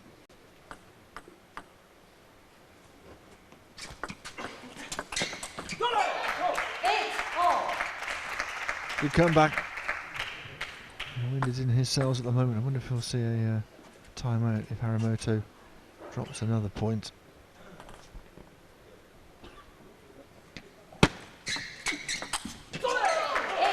See, that's where it's different. He's spinning up with the short pimple, but there's actually no spin on it, and it's just confused Harimoto slightly.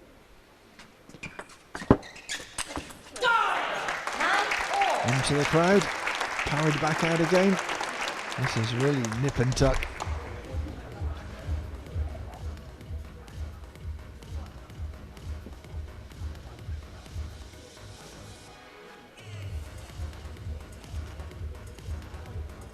Stretch for it, couldn't get it.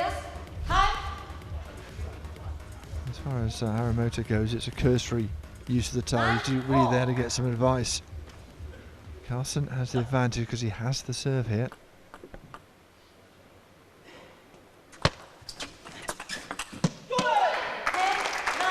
Gotta be careful with that serve, because he shields it and then he throws it backwards slightly. On 2 counts he could be in trouble, but so far so good, and he has a game point. No juice here, of course. Next point will take the game, and on such fine margins are points and prizes won.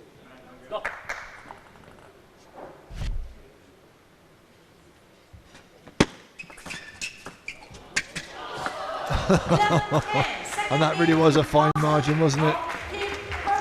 1 apiece. Got lucky there, the Swede. Really gave it everything, didn't he? And that just about got it over the net. That's an absolute corker. He's been practicing that one. That's what I need to do at 10-all. Yeah. And of course, those sort of things you forget. It's if it's gone against you, you remember it and get really sore about it. Always remember our bad luck, not necessarily our good luck. Well, this has turned it into a really fascinating tussle again. You felt there that the young Japanese player deserved a 2-set-to-love lead, but it's not materialised that way. Perhaps experience over youthful exuberance. Just wonder what sort of player he'll be in 10 years' time. He'll only be 24. Again, we were talking about Hayata earlier on. Another youngster at 16, and this 14-year-old, they'll be in their prime come Tokyo 2020 and several Olympics further on. Something great and good from the IWTF here in the comfy seats. I got to sit in one in between the sessions. They're very comfy. I bet that cured the back. I don't know, it's a bit sore now. No, I'm back on the normal office chair.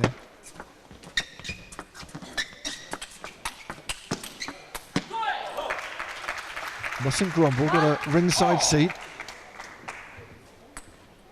And a great match to watch as well.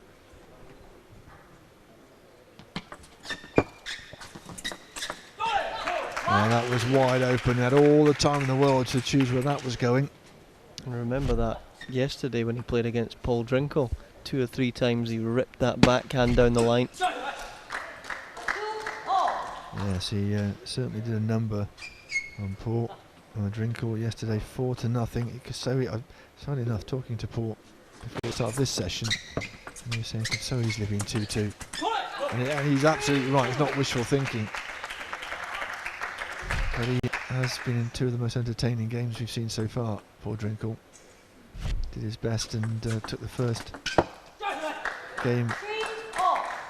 Against Timo Boll, that was, wasn't it? That was right, that lost 3-1. Quick towel time here in this match between Haramoto and Carlsen. It's fairly comprehensive between Pearson and JJ at the moment, and it was in the first session of today fairly comprehensive for Team Mays, 15-9 over Team Rossi.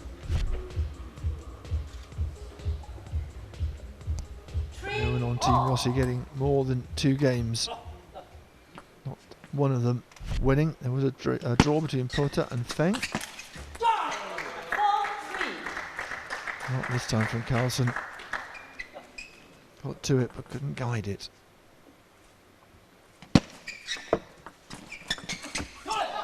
That's better. It wasn't the best shot from Haramoto, to be fair.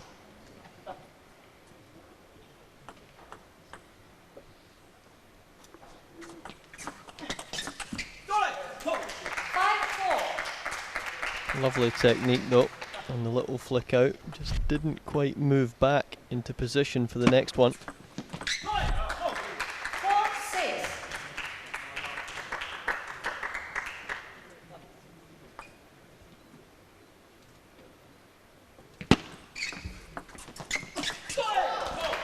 We've seen that earlier, just a couple of shots ago, a couple of points ago, and all of a sudden you can see a way perhaps to get the better of Haramoto.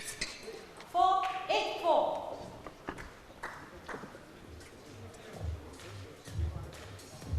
He's done well to weather the storm, has Matthias Carlsen, and now has comfortably moved ahead in this 3rd game. Players, time.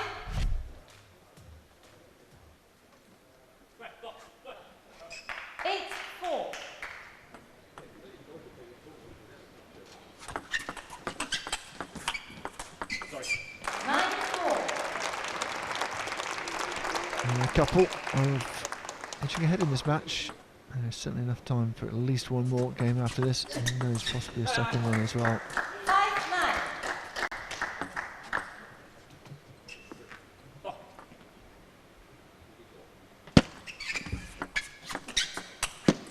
And that's long. 5-10. So 5 game points from Matthias Carlsen.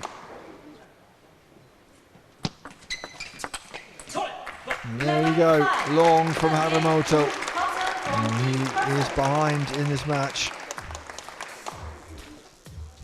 Little Swedish conference between Jörgen Persson and Matthias Carlsen. They'll be a lot happier having turned this around, losing the first game, coming back to win the next two.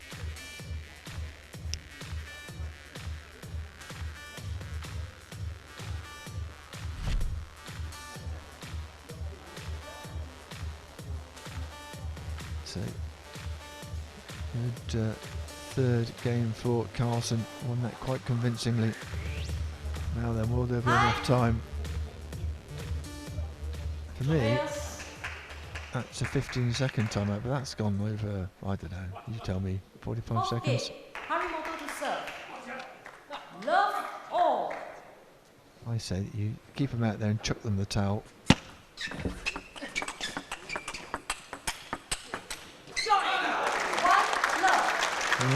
The diminutive Haramoto overpowering Carlsen there.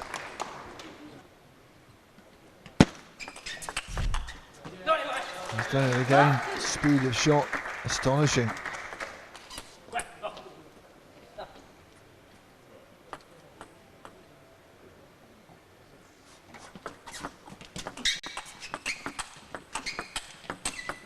Oh yes, marvellous from Carlsen.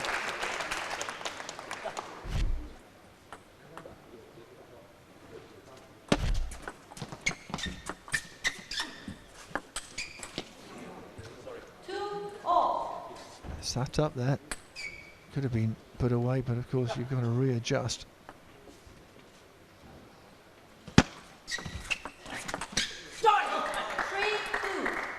Good opening up topspin from the young Japanese player. He needs to keep that scoreboard moving.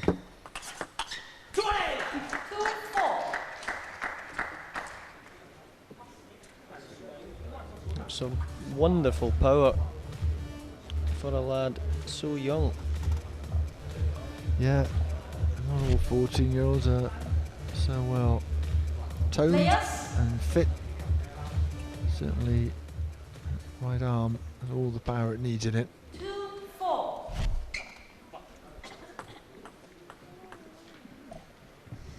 Put that tongue back in, young man.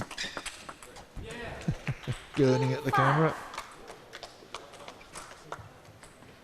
Probably not much younger than Haramoto, to be fair. Got quite a few youngsters in today enjoying it. The next generation of table tennis players. It's a sport they absolutely adore here in Malaysia and across the border. Just we can see Singapore from here. They love it as well. Got a couple of Singaporean players as well, which is good.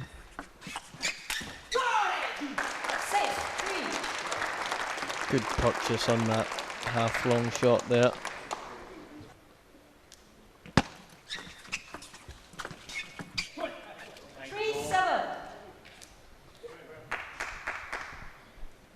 Carlsen talking to herself, inspecting the bat.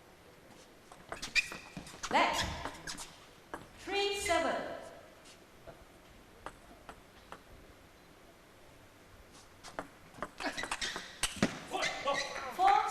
Took the net, went long.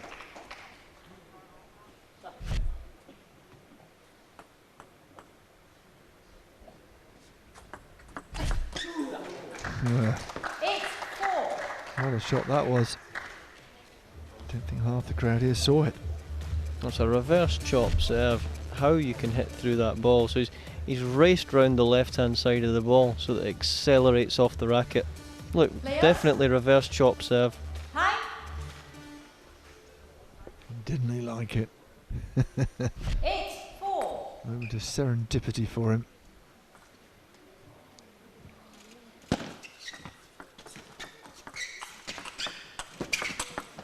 Oh yes.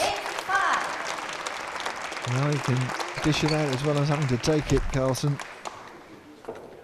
Two storming backhands.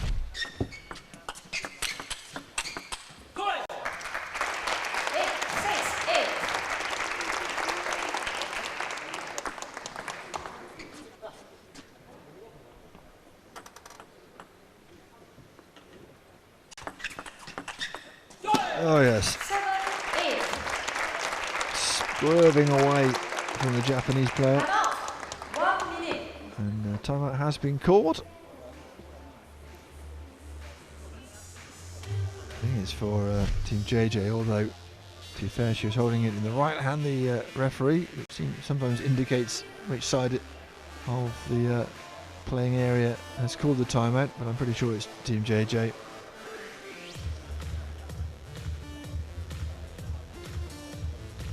Playing catch up there, wasn't he? And once he lost his footing, it was game over.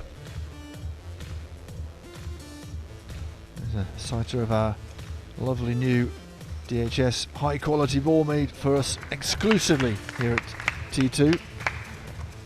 Sanai making the table as well for T2.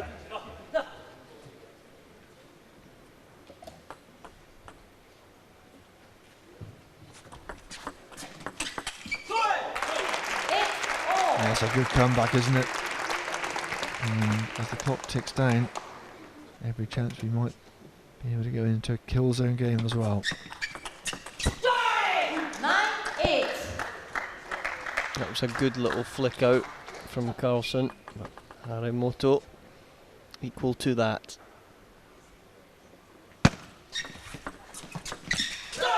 Hits the net, and he tried to flick it backhand. And 2-point cushion to wrap up this and make it 2-all and take us into a kill zone. Was it 2:50? Oh, in fact, we might just have a timed game if it's not less than 2 minutes. It's virtually a kill zone game because you don't get more than about 4 or 5 in.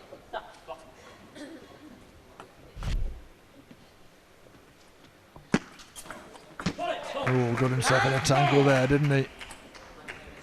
Wasn't quite sure what he was up to. Again, the mistake there is just deciding what you're going to do before the serve's even delivered. That'll do it though. A luxury to have 2 game points. You can make a complete hash of one of them and still come back. So 2 apiece. 2 minutes on the clock. They need to come back fairly sharpish. 15-second rule. I think they're still in the mindset for traditional table tennis where you sit and have a relax and a chat, and I'm going to watch the clock here, and I reckon we're almost on 15 seconds. Yep, that hand goes up from the second referee, and that was pretty prompt, to be fair. That's the tail of the tape so far, and I wonder who's going to take the honours here. Someone's going to take it 3-2 and take the money as well that's on offer. Minute and a half. Keep an eye on the clock, boys.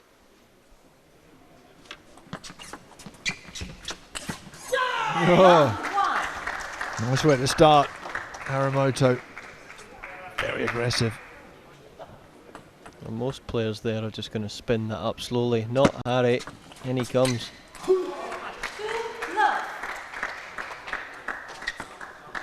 He's anxious to get the ball and get going.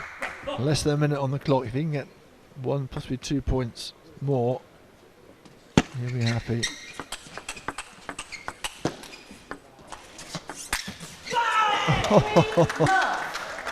Well, the reason it was so difficult for Carlson because it absolutely leaped to the left with the spin. Watch it here. Oh, goodness me. Like a leg spinner in cricket.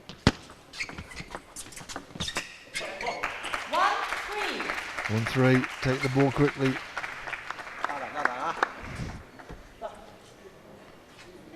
JJ hates the camera, you know, very shy guy. Well, Matthias, look at the clock, don't hang around, mate. If you can make this 3-3, we'll have a sudden death. And the flies around his head. Oh, it's gone long. And that's it, surely. Time is up. 4-2. And what a comeback from Haramoto. And JJ is full of smiles. What a bit of drama at the end there. Was down, came back to level it, and then snuck that really short game at the end. Even the best players in the world can serve off at a crucial time in a match. That gives all of us hope as well. There's the fly in slow motion as well. Beautiful thing to see. Just taken off from Haramoto's head, I think, to be fair. And that's how it ended up. What a comeback. He was a spot of bother after 3 games. Neither really bossing the serve. And that first 3 strokes is very impressive from both of them. So no wonder it was so nip and tuck. So close there. Unforced errors slightly less from Matthias Carlsen, but his game style, we'd expect that anyway. We're watching these highlights, and open mouth, gaping slightly at it, is the 15-year-old as well, who's going to be having a chat in a minute. Absolutely transfixed by what's going on the big screen. And it was a very impressive display from both these players, to be fair, but at 14, goodness me, you forget it after a while, don't you? How many years has he packed in already? Well, I'll tell you, 12. We have seen somebody's 2-year-old daughter, was it 3-year-old daughter, having a go at the table with a mini table tennis bat. So they do start him young, especially in Asia. And that's the result. And he not only is a great player, but he emotionally and, you know, when it comes to thinking about the game, he's so mature as well. And so he squeaks this match by 3-2. Welcome back. Now we're with Tomo, who actually scored 3 points for the team. And Tomo, congratulations, 张志和。今天表现应该相当不错，有没有想到能够为队里一口气抢下3分呢？我昨天输了以后，肯定今天很想赢得很高兴。今天为什么能够赢出呢？是不是气势上特别好，还是怎么样？能不能给我们说一个原因呢？打对攻的时候，稳得很好。All right, obviously he was very happy with his performance, and also stability pays off here. Congratulations, 谢谢，祝贺你 Congratulations once again. Okay. And stick around, we'll be back with our another game very soon.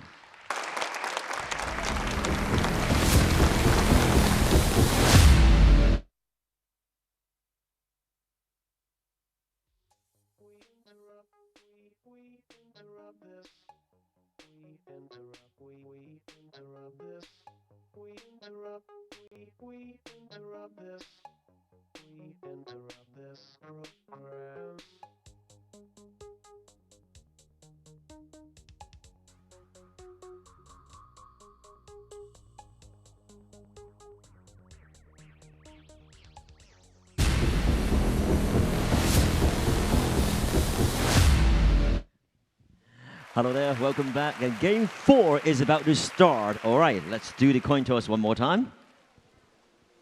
Black and red here. Well, this time I guess we're going to give Jürgen a chance to choose, all right? Your color? I try red now. Try red now for a change. Here we go. Sorry, black. TNGC from South Korea. All right, here we go. That's Jun Ji-hee, right. And Jürgen, your answer to that challenge? Is Bernie Cox. All right, there you go. Bernadette Socks. Yes, Bernadette. All right. Bernadette and also Gentil, would you be so kind as to come onto the stage? All right, game 4 is about to start. Stick around.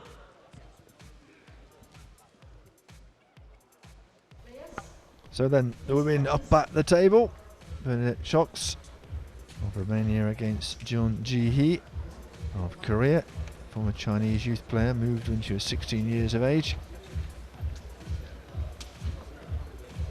Socks, such a colourful character.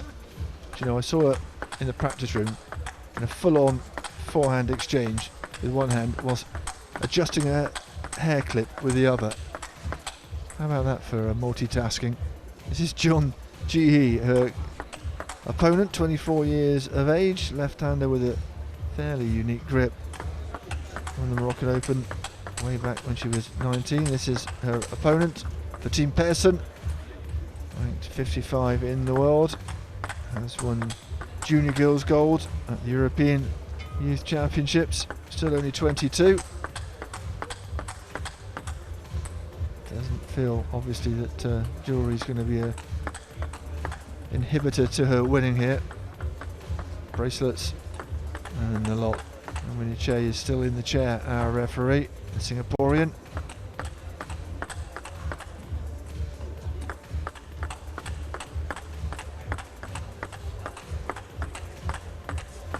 A little bit of practice for these two, but they've been out. They do come out before the session starts, just to get a little bit of time on the table, get themselves reacquainted. And there is a difference in the speed. The practice hall is slightly faster than it is out here on table 1, so they do just have to adjust just very slightly.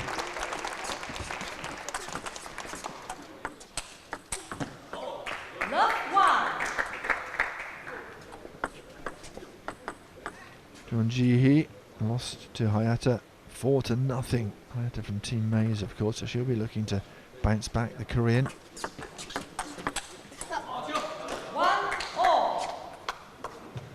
Of course, Shox drew with Pota 2-2. That was a really good game.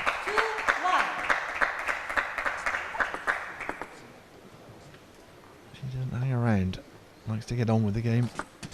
She's hugely excited when it's going her way. There's the first mini squill, there'll be a few more to come. Gets herself really psyched up. Jeon Ji-hee, more in the Asian way of looking within yourself.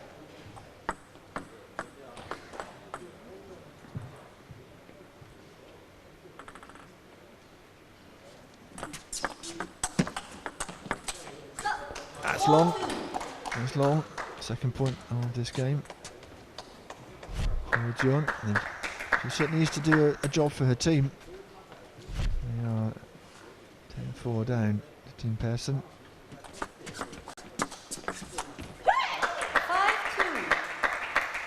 It's a good little opening up shot there. Took a little bit of pace off the backhand from what she would normally.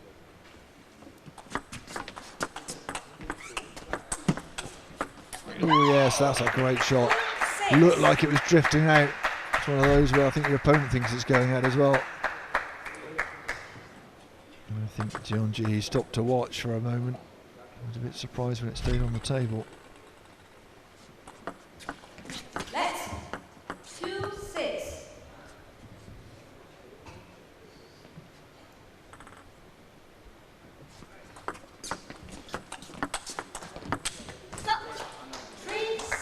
Nice serve from Jeon Ji-hee. She did well to get the ball back. Earned herself a point. 7-3. Shox is very good in these quick exchanges. She's got very short technique on both wings, which allows her to save time in these very fast rallies. 7-4. Hit the edge of her table. Unusual at this level. It does happen.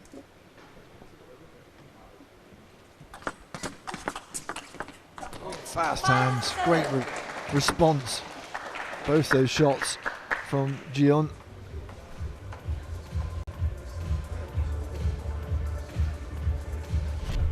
In slow motion, this will look fast. Players. High. Didn't really get to see Jeon with those backhands, but 5-7. yeah, certainly showing what she can do.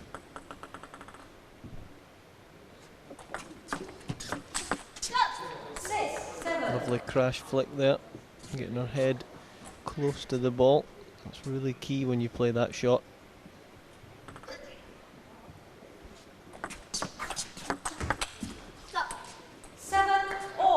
Just finding her range now with both forehand and backhand.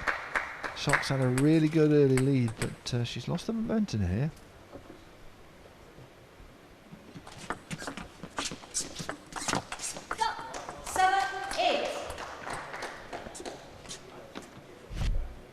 Bear in mind, Jeon not full of confidence after not taking a game in the last match. She's all of a sudden looking like she might hit.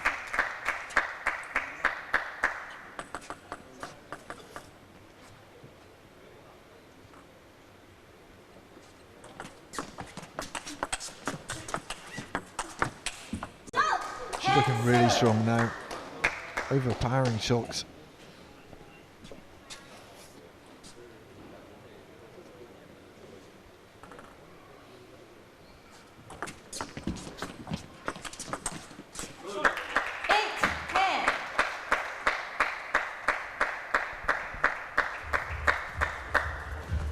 So then a couple of chances to take this first game.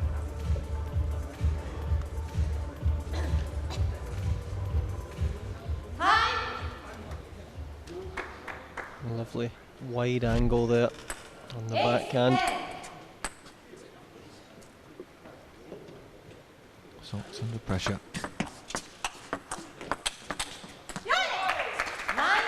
Saves the first one.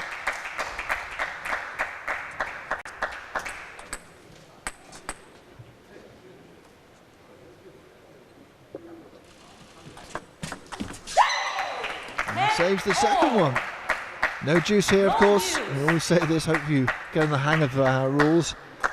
And it's the next point we'll take this game.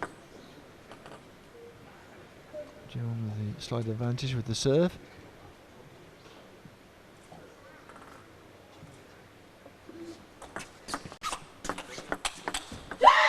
And she's done it. Well, saved 2 game points and then came back to take it.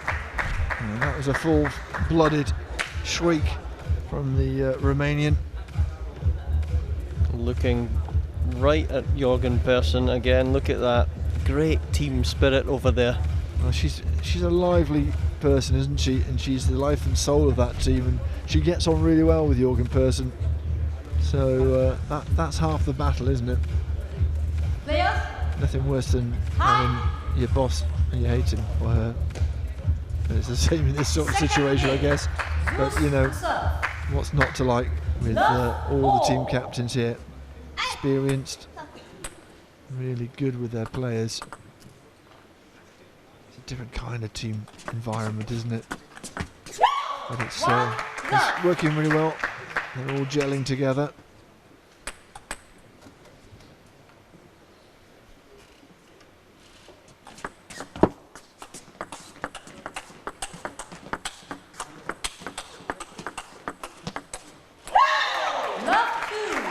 Great start again from Shocks. Precious whether she can keep it going this time. Wonderful fast reactions from both players there. There's the scream. She really is. You're not left wondering what's going on in that mind. 1-2.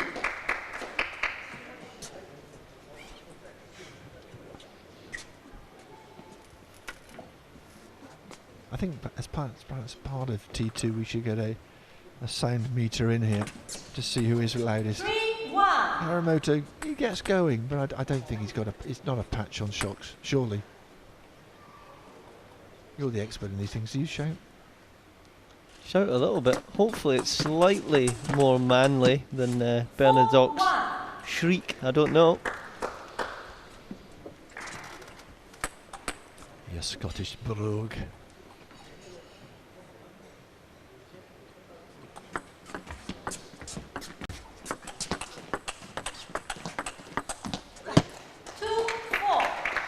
No screen this time. A little bounce of frustration. We've not quite got to the tennis stage yet, have we? They're loud. Well, we've got the Sharapovas of this world. We've got the Azarenkas. Players. It's very noisy on the tennis circuit, as we all know. Well, you're a very decent tennis player. I've read your CV. 2-4. All in the past. It is all. Yeah, you stopped screaming there as well, have you?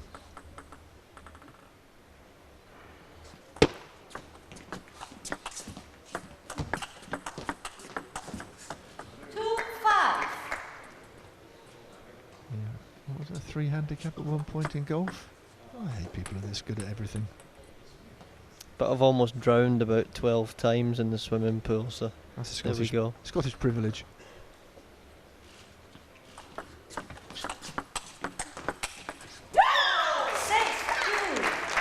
This is very impressive from Shocks. Real jack in the box, full of energy. Nothing to her, but she is so energetic. Not much you can do about that. With her levels of energy.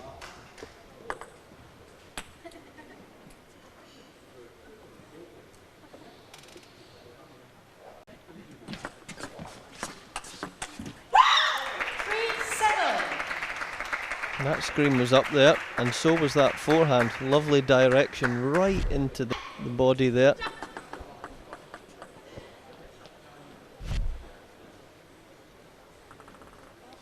Gonna see at home though.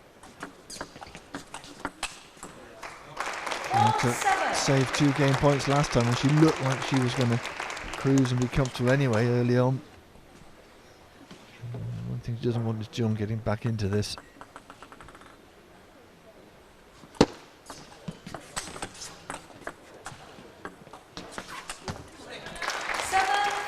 Which is what is happening.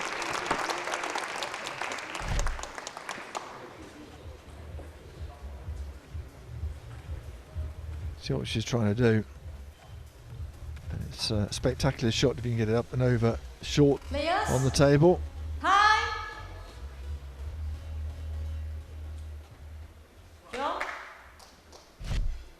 Needs to hurry up. 15 seconds.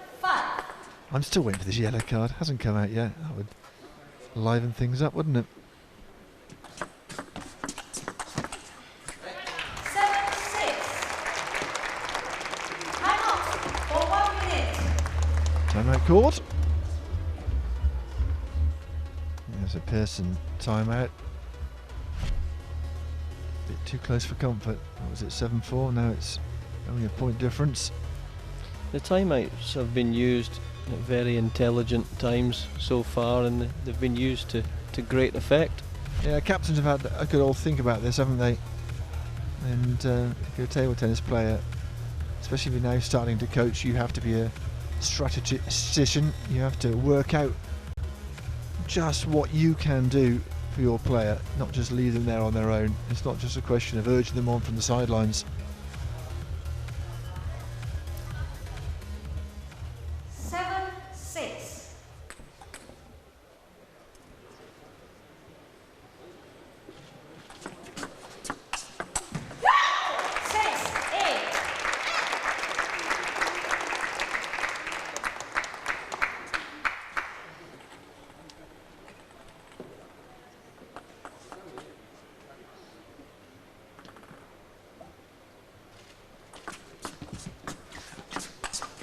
That's a great shot. Just beautifully placed. And Pearson going right behind their player.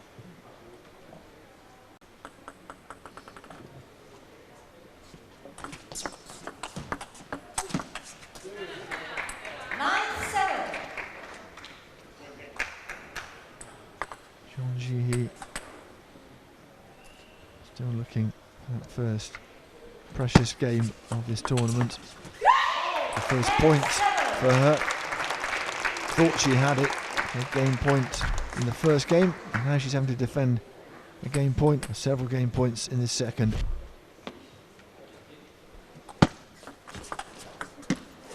And it's just long. Or did it just touch the table? Just touch the table. And it is a second game for Bernadette Shocks.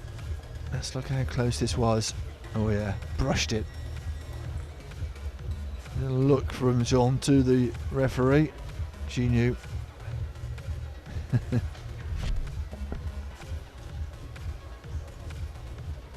That's how it looks at the moment. Not good for John Ji. Still looking for a first point of this tournament. The more points you get, the better it is for you and your team. 2 teams going into that grand final in December, and the top 4 players. So only a third of the men and the women getting to be in that singles tournament. But of course there is also that team tournament to consider as well. So the teams will be there as well. We'll worry about how that all pans out when we get to December. But at the moment, the teams need as many points and the players do as well. It's very worth it financially for anyone that's in the team final and high up in the standings in the singles. And you'd expect them to go together, really. I imagine a pattern will start to emerge, certainly in the middle of July when our next tournament here at the T2 Cavern gets underway. We'll be here, I believe, back from the tournament in Australia.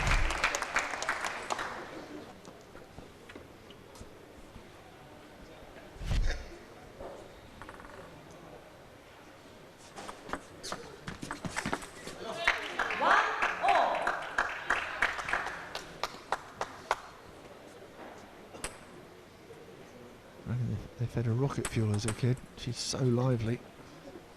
Perfect for table tennis. Get around the table really quickly. 1-2. I think everyone was surprised there. We were certainly surprised from the commentary position. And that fast serve, and then when the net came, very confusing. 3-1.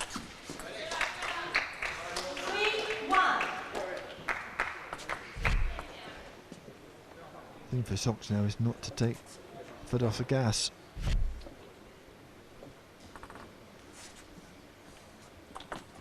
Let's 3-1.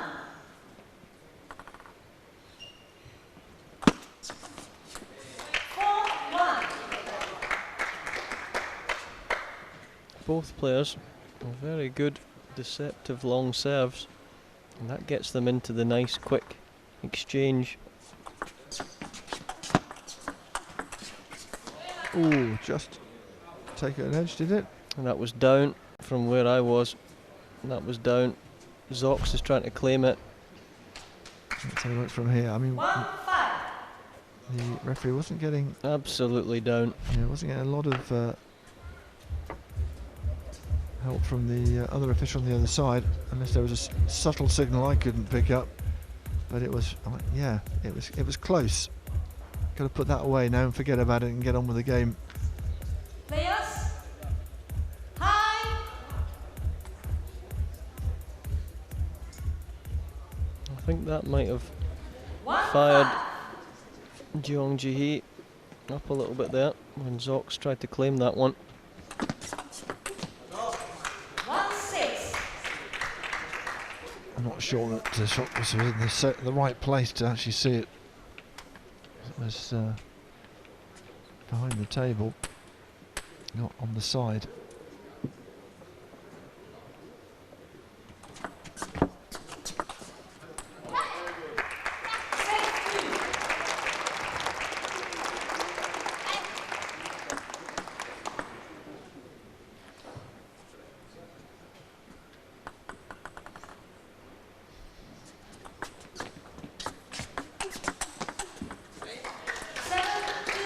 Much better from the Korean.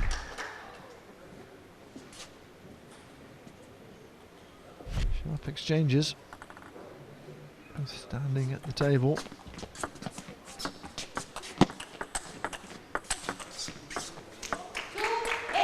Jeong is not being intimidated here. She's really playing well in this third game.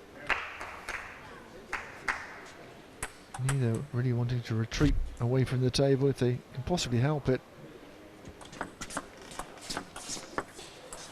That was a wonderful pick up there. A little bit unfortunate not to execute on that bigger backhand.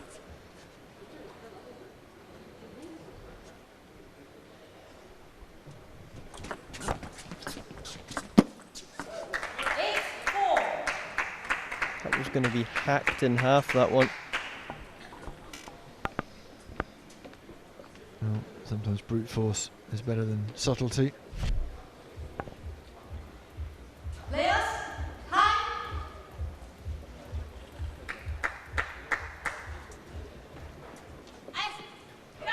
It's 4.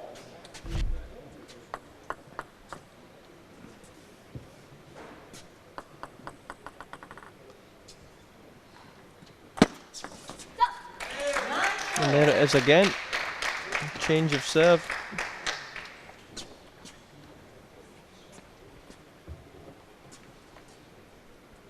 So many players now looking to dive in to take the ball off a short serve. Yeah, you just want to keep people on their toes. And look at that, 6 game points. And we'll definitely get the 4th game in, possibly a 5th as well.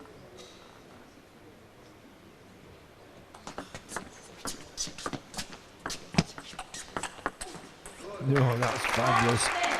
Speed of that backhand.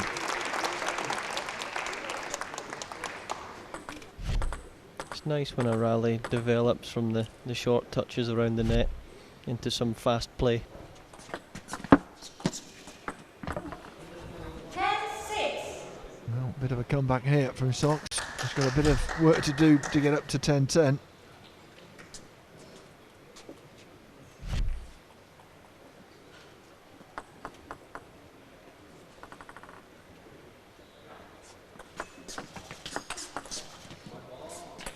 That's a nice way to win the game. Very dominant point from Jeong Ji-hee. She pulls one back.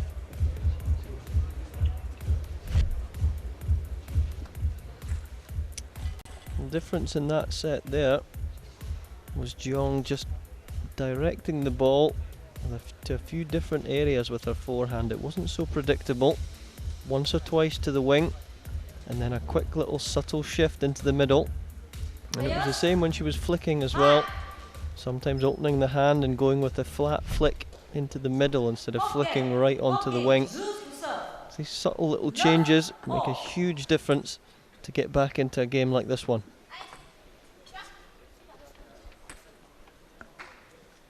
So then, 2-1 in favour of Sox, who is serving. And if she carries on playing like that, she'll have a third in no time.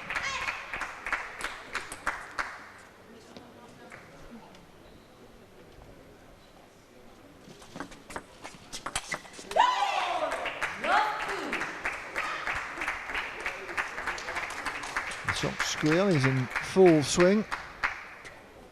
And she's playing well.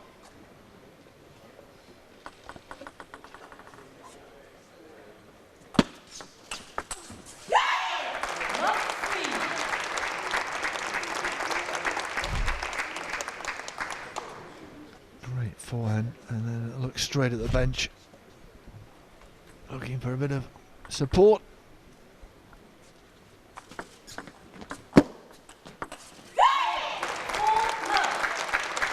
Guys like this will have a kill zone game as well.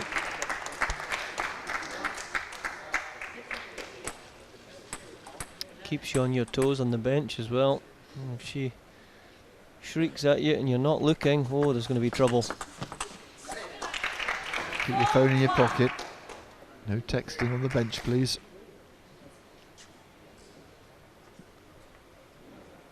Unless you're looking at our YouTube channel, of course, our live stream, then you're more than welcome to carry on doing that.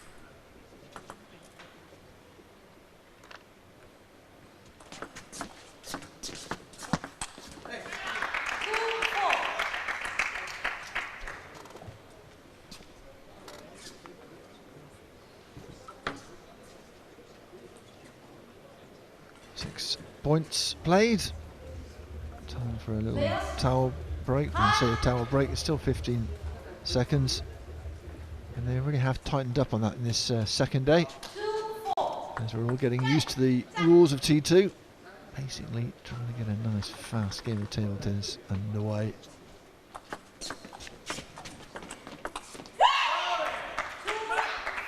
Nice little change of play up the line with that backhand, but just delayed it a touch so that Jeong Ji-hee was moving to her left, was slightly off balance.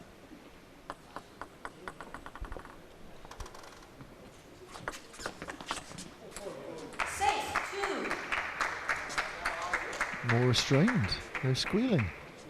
Still very intense. There you go, there's the vocal tick. It is something peculiar in many ways to table tennis players.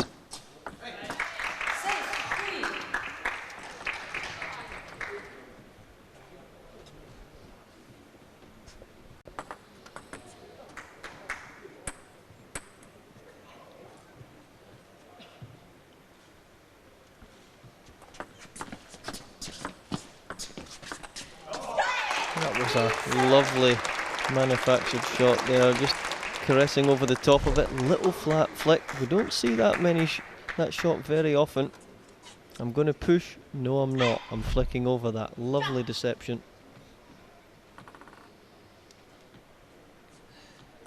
I think this might be a timed set at this game at this rate. A minute and a half. Depends if John can make a bit of a comeback here. Team JJ watching intently. That's a lovely recovery from John. It's good when your opponent's left on their backside.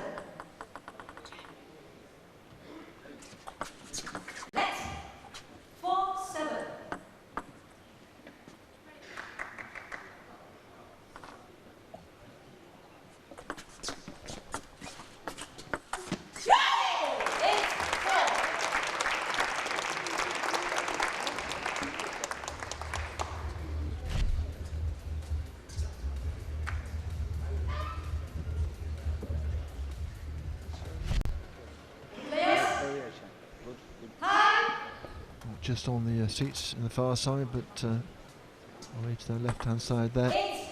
Comfy seats and sofas.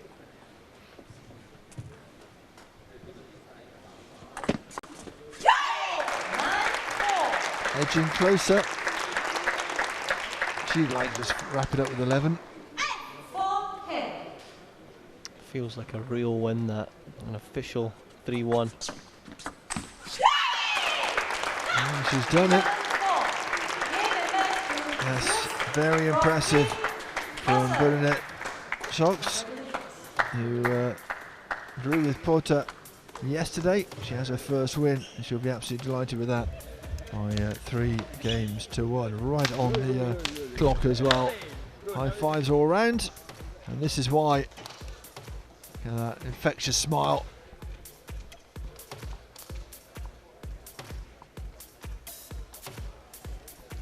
Thoroughly deserved, I think, the way that she was able to get that fast serve in, move it around.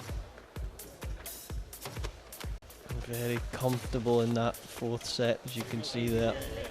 Wasn't so comfortable right at the beginning, and neither really nailing the serve or the return, and unforced errors fairly even as well. So Jeon Ji-hee just needs to convert the important points, I think it's probably fair to say, and she would have fared better.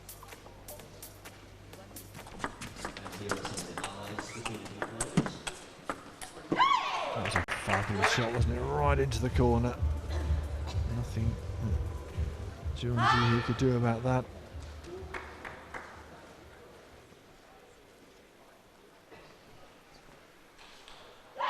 Lovely again, hunting. So much more proactive, making the game happen. Winning the short game, waiting for the serve again to come long.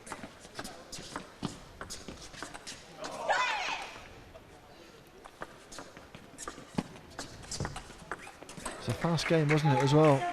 Certainly an excellent quality match here in the T2 cabin.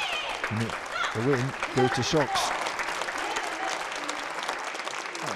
Bernadette is with me right now, and she has calmed down a little bit, but throughout the whole game you were very, very pumped up, in high spirits. What really made a difference here in this game? In this game, the difference was that I find really quickly the tactic against her, and I play unbelievable good, and I am really happy to make 3 points for my team.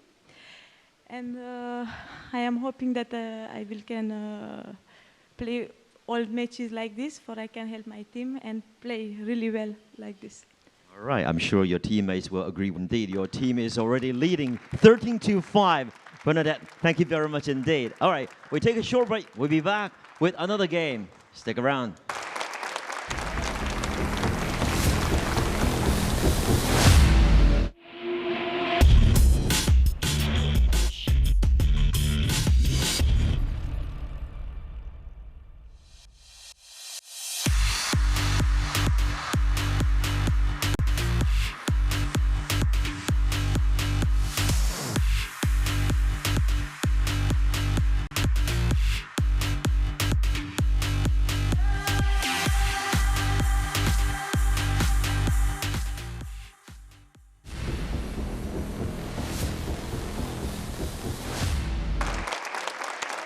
right, welcome back. The two players right here from the same club in Russia, and now their opponents on court for different teams. Mizutani Jun against Vladimir Samsonov. All right, time to do our coin toss here. I'll give the chance to Vladdy. Your pick. Red. Red. Okay, check it out. Here we go. Wow, luck is on your side seemingly, and you're going to choose to okay on this side. All right, gentlemen, good luck. Let's go. Teammates in Russia, but not here, that's for sure. It's Yun Mizutani for Japan, who plays for Team Person, and Vladimir Samsonov, of course, the Belarusian, for Team JJ. These two should provide some fireworks here tonight. Here's Samsonov, highest rank, number 1, rank 12 at the moment, the Belarusian. Another man who's 1.88 m. Seems to be the default tonight for the male European table tennis players. Being the last six Olympic Games, 15 years in the world top 10 against Yan Mizutani, ranked in the top 10, ranked 6 at the moment, was ranked 4th, of course, the youngest national champion, just 17. He's 28 years of age now. Bronze in the singles, of course, at Rio just last year. Japan's first ever table tennis singles medal. And Mr. Lo Siu Nyan from Malaysia is our referee. He looks lovely, doesn't he? But you don't mess with him. He's such a gentle giant around the place. But get him in that chair. No messing. So the penultimate game of day 2 of T2 here in the T2 Cavern. And it is Samsonov who will get us underway.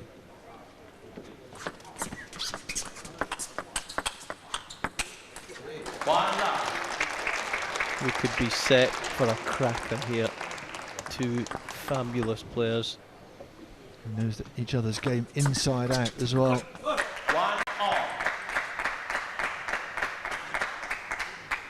Samsonov towers over Mizutani in terms of height. But we've said it's not necessarily an advantage in terms of table tennis play.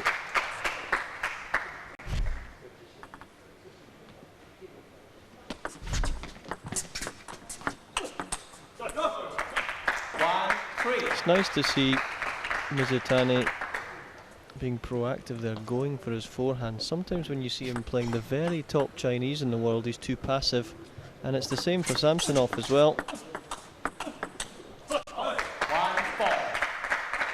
It is in a way a mental thing, but you also fear opening yourself up for punishment.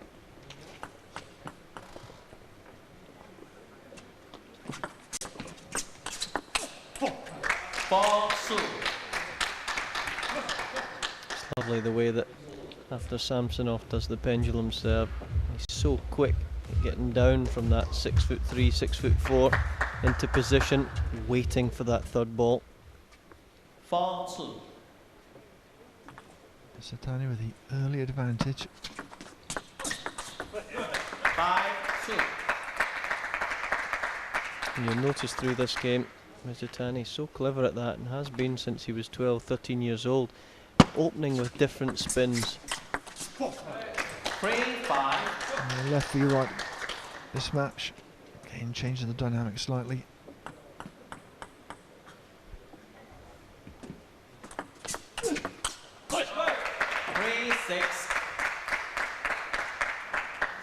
Samsonov just trying to get a foothold in this match.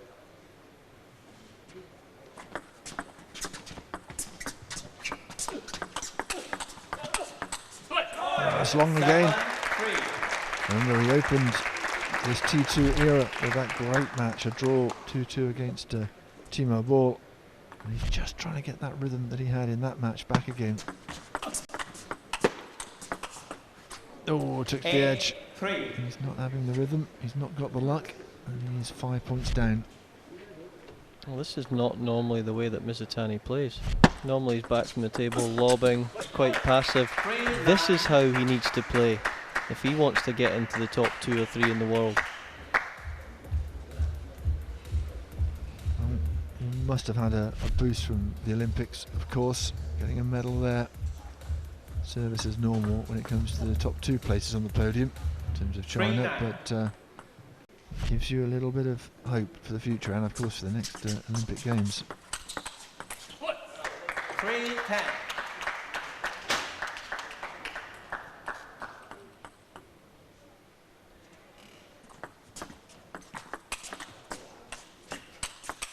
That's great defence from Samsonov. Well, that's one game point defended. Really had to work hard though. It came at him like a bullet.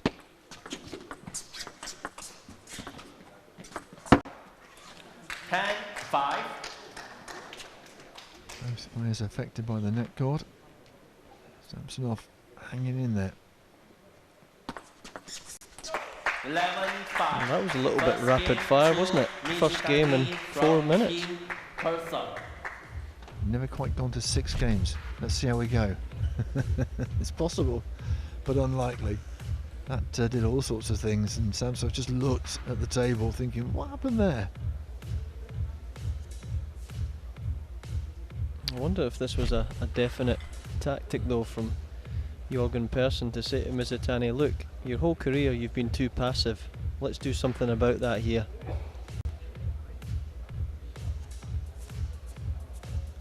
Tie. 41 against 28. Samsonov, the older of the 2 men. Mizutani's serve win percentage at 64 and Samsonov down at 40. That needs to come up.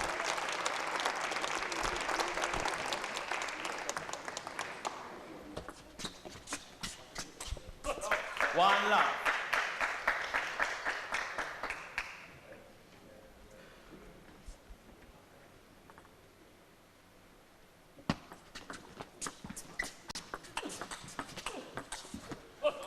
Love 2. We talk about Mizutani normally hanging back and defending. It's Samsonov who's doing the blocking.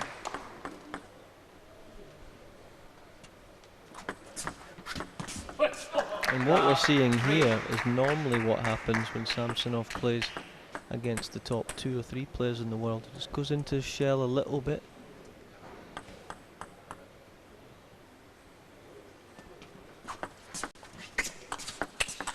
Again, it's long. Mizutani looking for a second successive win after beating Ovtcharov 2-1. Won the last game on a sudden death point. 5 love. At the moment, it's not looking like he might need a sudden death point anytime soon.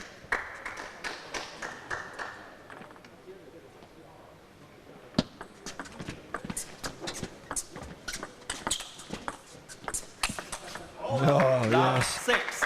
Jumped into the shot. This is a bit of a thrashing in this second game at the moment. Already gone. Not much that Samsonov could do about that. Team JJ need the points. They've taken a bit of a thumping so far tonight.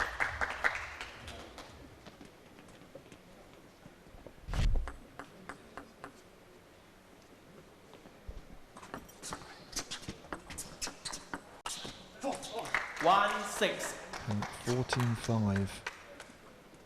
It's about to get worse, I believe.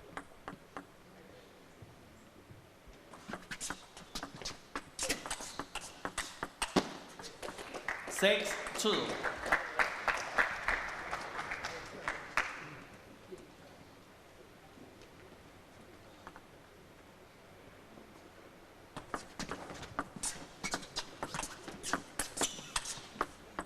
Six, 3. Well, the last couple of points really.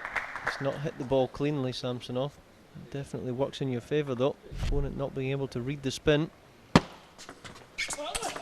Oh yes. 3-7. Lovely angle, cleanly hit from Mizutani.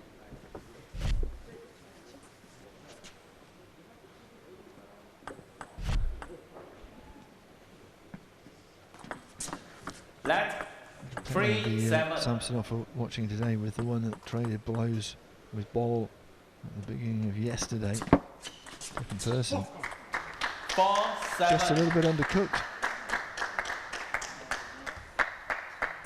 It's had to wait a long time to get on court as well, which never really helps.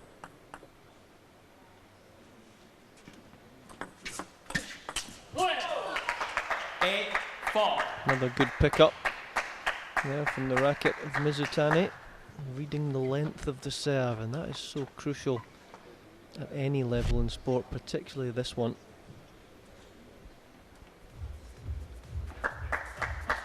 See the serve with the spin just drifting to the right, but Mizutani in general has been picking it pretty well, not that occasion.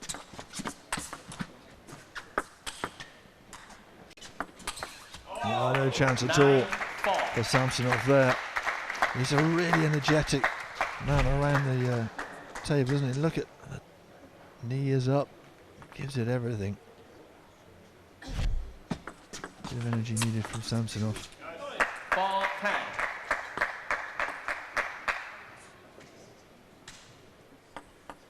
It's going 4-0 to Mizutani, and he's on game point again. 11-4. And it's gone long. Second game. Still 14.5 minutes on the clock, and we already have a couple of games going the way of the Japanese player and of Team Pearson.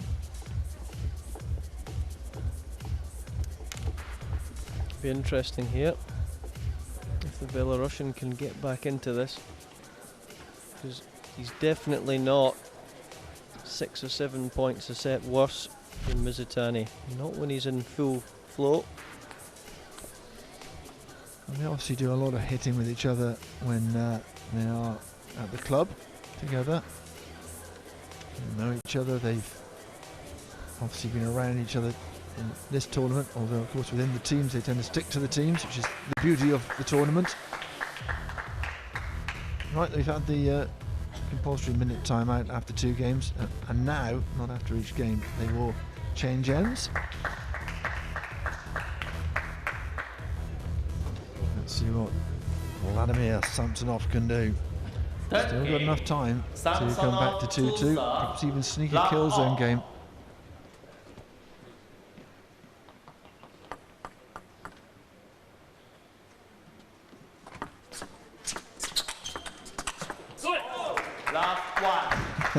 Samsonov didn't play badly, but Mizutani played even better.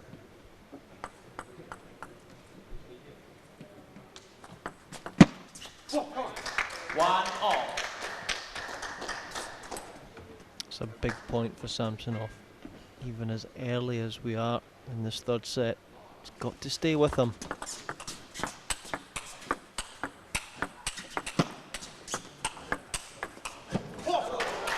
I think Samsonov was hitting all these great shots thinking, will it ever stop coming back?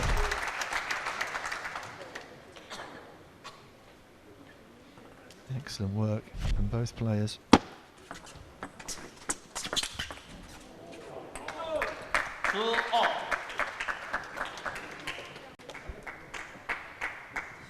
Samsonov just saying there, should have opened up into the middle, should have opened the hand at the last second.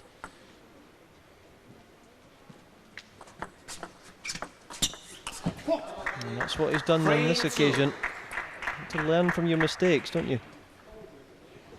You won't get very far unless you do. Don't be afraid of your mistakes, as long as you learn from them. 3-all. Good. Fatal, 6 points played. They can go, well, technically, not really for a little chat with the captains, but they'll take their opportunity to have a word in their ear. I think the players are getting the message that it's not a full-on timeout type situation. 3-all. It is literally a chance just to get the sweat off your brow.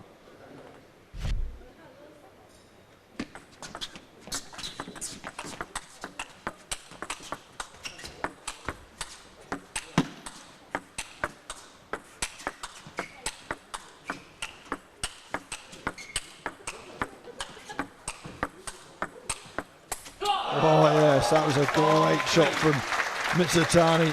Dip, swerved, It's a shame for Samsonov because he went from just getting the ball back to starting to get some really good shots in himself. But this wasn't good enough in the end.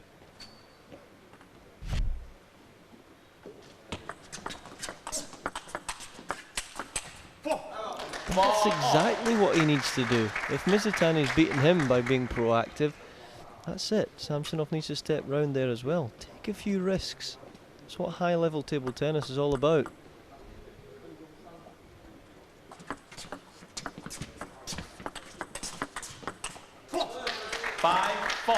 Just starting to ramp it up a little bit.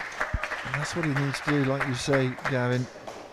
Fight fire with fire if you have to. What's the worst that's going to happen?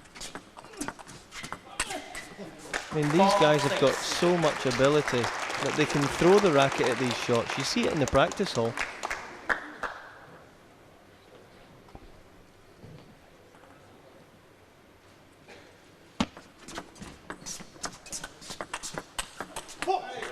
That's it, a subtle little change into the middle there. Much better from the racket of Samsonov.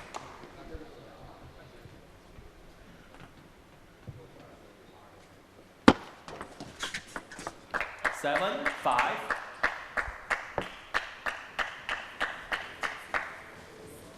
Well, he's ahead by 2 now, Samsonov, and he has a hold in this game and in the match. Try and read that service. As soon as he strikes, it's a chop service. As soon as he makes contact with it, he comes up, which is telling you, yep, I've put a topspin serve in. Oh, no, I haven't. 7, 5. So when they start double bluffing you, you've got to worry.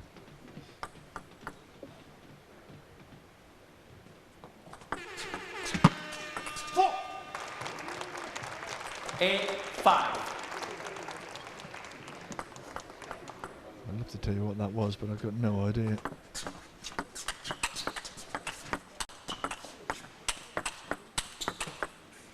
Didn't put the players off though, did it? 8, 6, 8.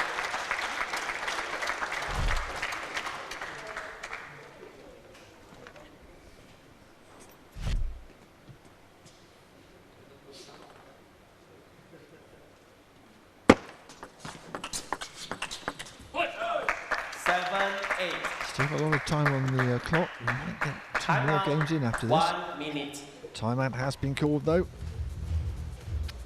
Team JJ and Samsonov with the timeout. I think that's a clever one to stop Jun Mizutani's momentum. He's got a bit of a hand-dog look about it, doesn't he, Samsonov? But I'm sure he gets fired up like the rest, and he just needs to get his head in the game. I'm sure someone would say it once upon a time.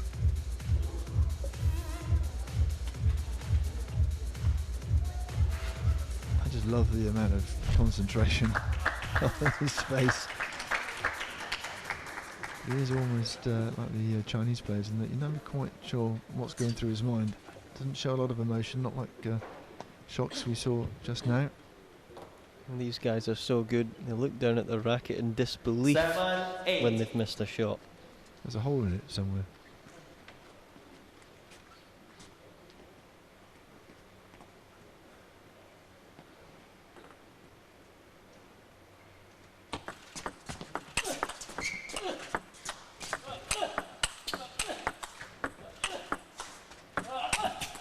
Oh, took the net and just went long. You don't often hear that as well, a roar of delight from the Samsonov. Just as we were saying, he never gives anything away. Let 9, 7. How the ball crawled over the net there.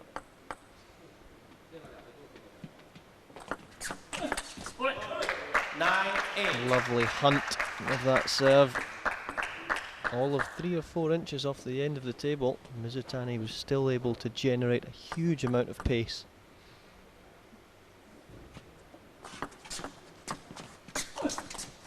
Oh yeah, it's just a bit too fast, a bit too acute an angle. And we're back to 9-9.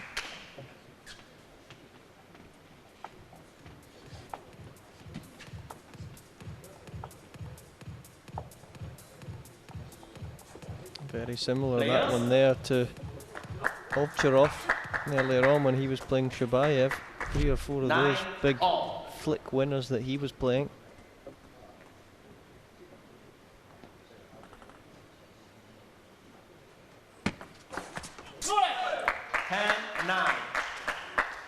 So then, a chance to make it 3-0. Mitsutani has come from behind here. Samsonov looked like he had his game back together, but this is great from the Japanese player. 10-all. And so to a deciding point. No juice, of course. Who's got the nerve? And we know that Samsonov has the serve.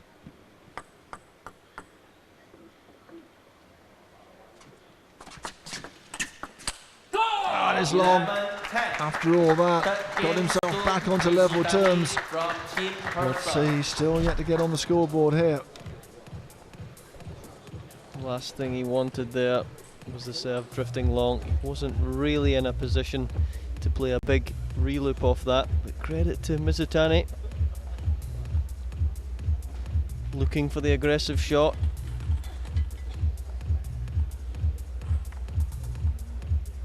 He looks gutted there, does Samsonov.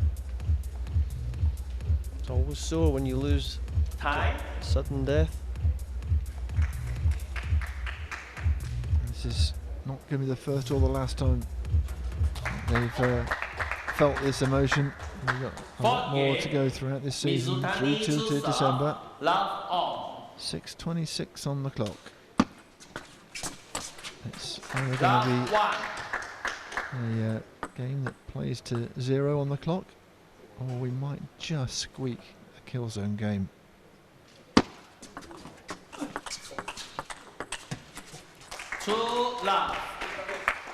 He's missed very few of those backhands, as Mizutani.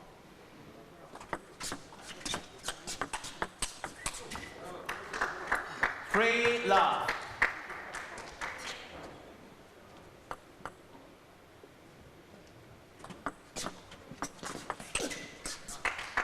Love 4.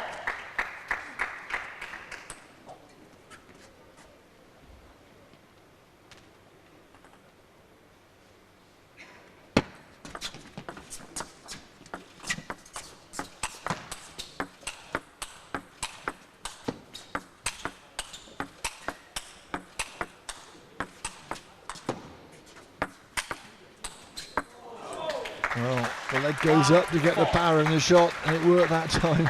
Put everything into it. It's almost like he's about, I don't know, climb a ladder or something. It's a clever smash as well. Tiny bit of backspin on it. 4-2.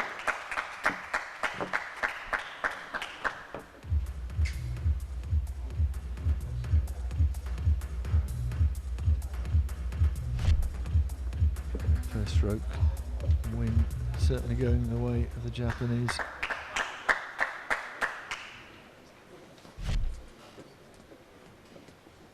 .440 and counting down on the clock. 4-2 the score.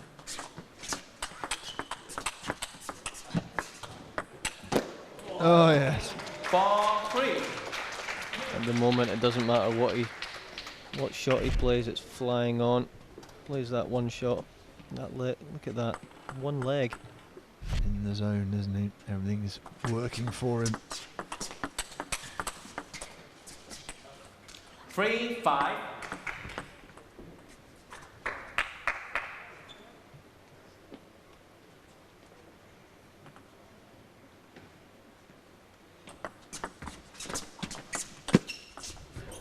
No, good go.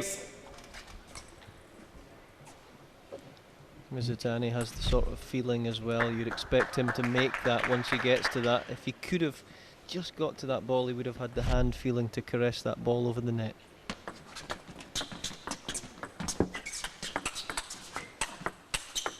Oh, just a bit tucked up. 7-3. And Samsonov 4 ahead. Keep an eye on the clock. May well be able to wrap it up before we get to 0. 8-3. Better from the man from Belarus. veteran. I think over the last 6 Olympic Games. Just think of the memorabilia he has.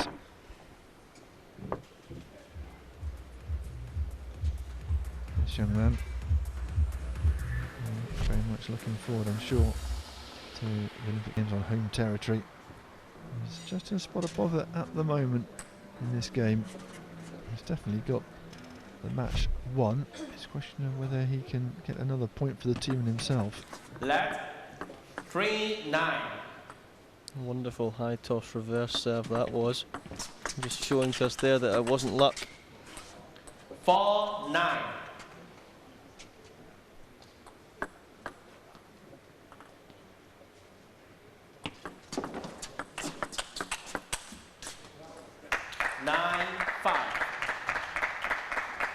And he's happy with that, is Mitsutani.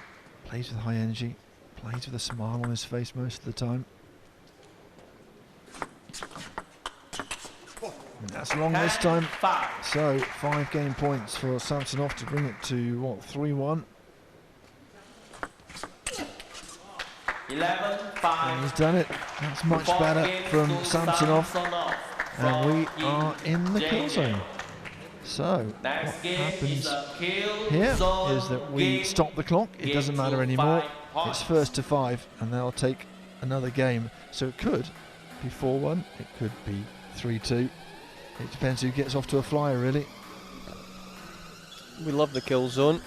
It's been a feature quite a few of the matches so far that have unfolded.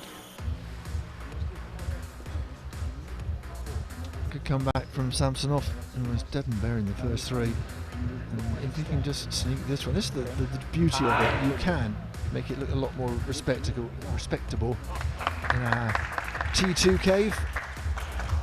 Does look like a cave rather than a cavern, doesn't it, with all that stone at the top.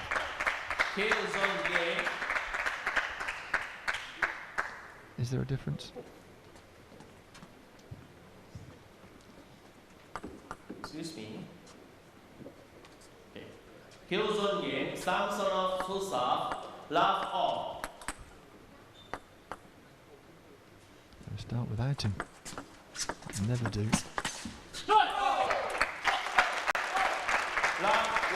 We are underway now, just about the clock's not on, isn't it, really?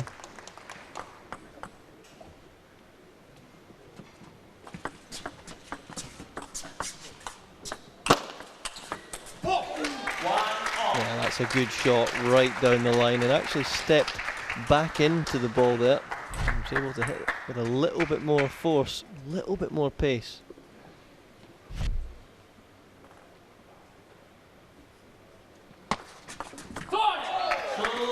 Wonderful serve there.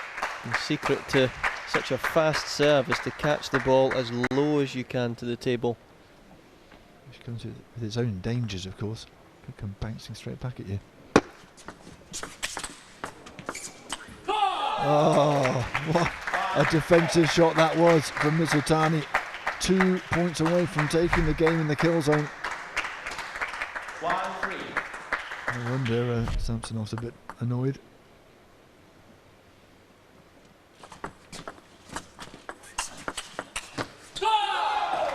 And he has almost got there.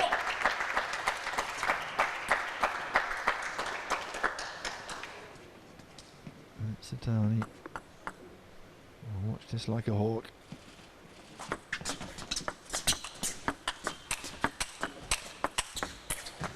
Not this time. Trying to get a quick towel. Quick word of advice and encouragement from Jürgen Persson. All I can think of here is it's the unbelievable warm-up that Mitsutani had with the world #1 woman Ding Ning earlier on, because he's looking really sharp. He's attacked more in this match than I've ever seen him do before, and this is the way that he needs to play for the next few years. 16-6, look at that for a score between Persson and Team JJ. And he has a chance, 2 chances to bring this home and make it 4-1. He's done it. Well, I think it's on merit as well. Samsonov just seemed a little bit off colour today. Never really had the energy levels we saw yesterday. It was a different Samsonov who went toe-to-toe with Timo Boll. But he'll be a happy man, Mitsutani, who has 2 wins under his belt after that 2-1 victory over Dima Ocharov. And look at what it meant to him as well. Absolutely delighted. A really good day's work. Let's have a look at the tail of this game. And all the way through, 64% serve, 1 percentage. And the first 3 strokes, 1 percentage as well. He is certainly looking good, and less unforced errors as well. Last men's game of this session and of day 2, and Jan Mitsutani and Matthias Carlsen. The game difference is what puts Mitsutani at the top. Timo Boll there or thereabouts, as you'd expect. Shibuyev, of course, playing well as well. Harimoto 7th, and poor old Paul now confirmed down in 12th. And you've got a feel for him because he plays so well in his 2 matches, but it can turn around over the next few sessions and the next few events as well. Great game, this one. Really good end to the men's session. Got 1 more to go, of course, as well. Looks so sharp. As Gavin was saying, Mitsutani had some good practice beforehand as well, which always helps.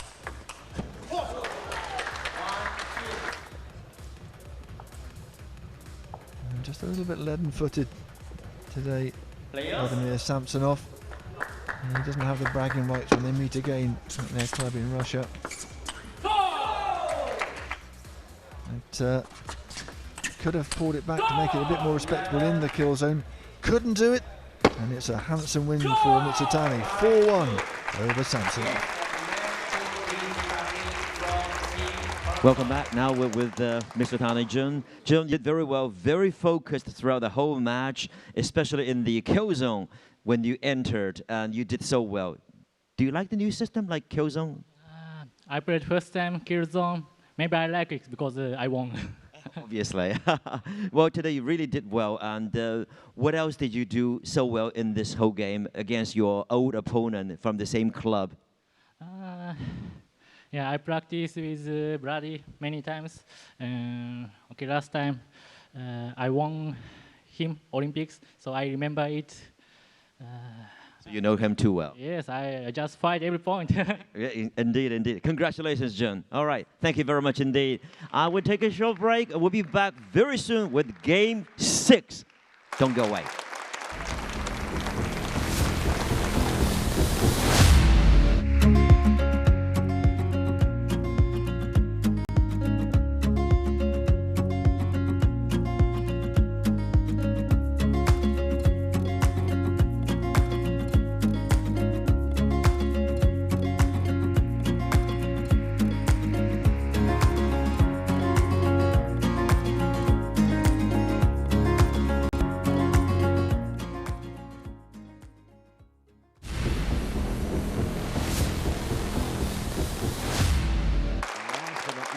Showdown between Susanne Sagtabut and Wu Yang will take place. The 2 ladies are right here. Okay, coin toss time. So, Susanne, would you like to choose the color? Red. Red. All right. Let's see. Well, indeed, your favor now. And your choice? Which side would this side? Okay, cool. Okay, Game 6 is about to start. And just whispered in my ear, chop chop. This is going to be a defensive festival between Suthasini Sawetabut of Thailand and Wu Yang of China. Both these athletes having decent victories yesterday. The Thai athlete beating Elizabeth Samara 3-1, and Wu Yang beating Feng in well, not quite straight games, 4-0. It was a clean sweep anyway. So both these athletes full of confidence. And we'll see what happens. Here's Sawetabat, been playing since 6'23" now. Gold at the Southeast Asian Games in 2015. Just off the podium at the Youth Olympic Games in Singapore, both those events in Singapore. Mr. Lowe's back in charge.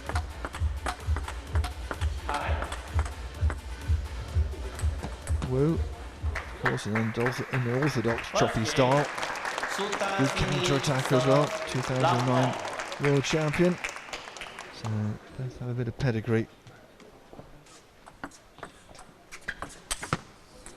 Love 1.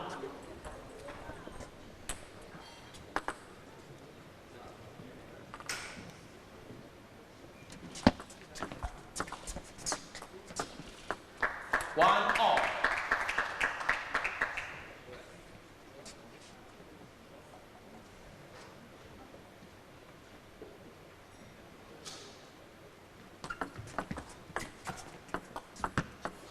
Two, 1.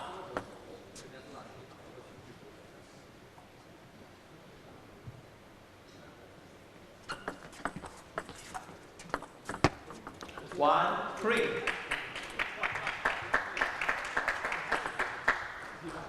The full-blooded charge of the game we've seen before. Very technical between these two. 1, 4. And at the moment, it's the Thai who's struggling. She's got good touch and feeling and understanding of spin though, Sawetabat. So hopefully she'll just get into this. Just a little bit of a nervy start, which is understandable.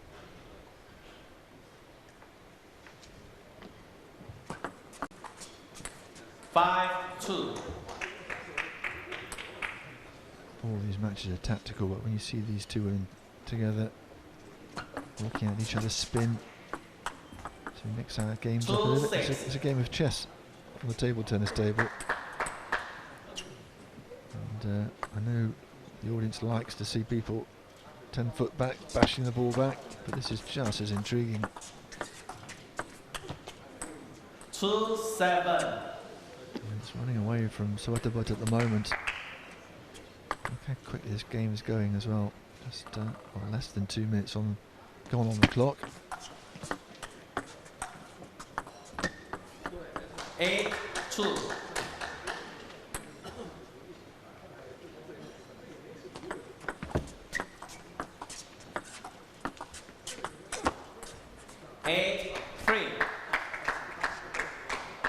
First unforced error.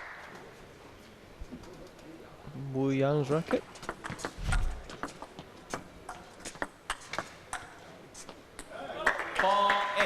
Just floated along. Finally getting back into this game.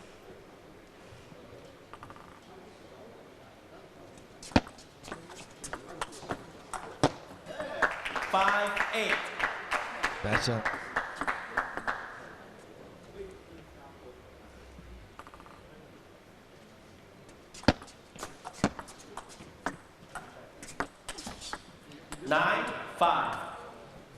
Just standing up a little bit.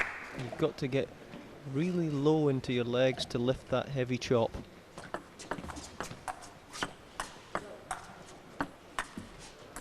A lot of spin from the Chinese player. So difficult. You've got to be absolutely pinpoint accurate. 11-5. First game. Actually a little bit tentative from the Thai athlete Sawetabat, and she's been made to pay. And well, big smile from the team captain Jiang Jiliang. It was fairly comprehensive, that first game. Surprising that she had so much difficulty against the chop. She's a very talented player and good at reading spin normally. I can only put that down to she doesn't have the advantages of the Chinese women of playing against the One love. The power is there when she needs it. Most of it is about subtlety and touch, and then there's an opportunity. That's what happens. Love 2. What she's trying to do there is lift right up through the back of the ball instead of trying to lift and touch the edge of the ball. If you do that, you've got more chance to lift the backspin. 1-2.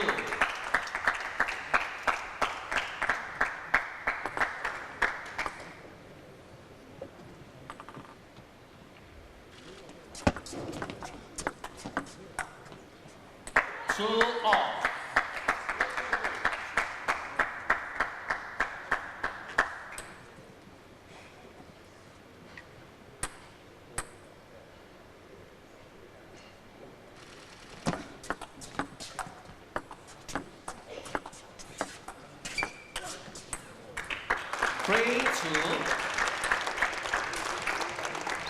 Just really struggling to read what's coming from the other end.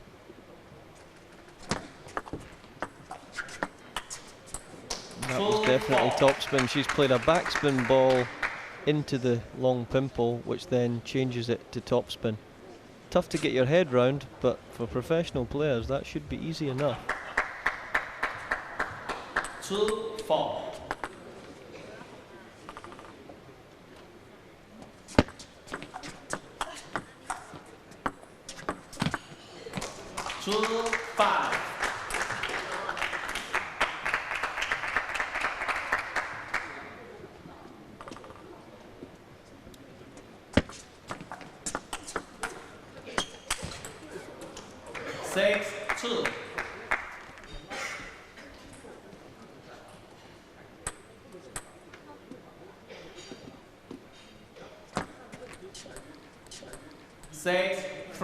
Forced error very often about Wu Yang.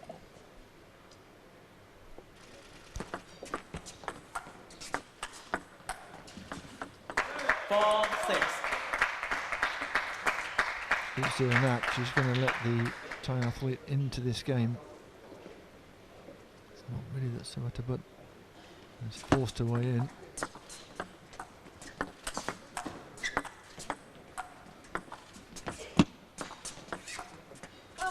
Long. That all stemmed from the net cord. Wasn't quite balanced. And all of a sudden, Sawata can see a chink of light. Definitely, and she's starting to read the spin slightly better there, focusing in.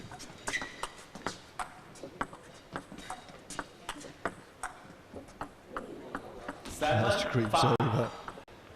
And not going the way of the Chinese athlete.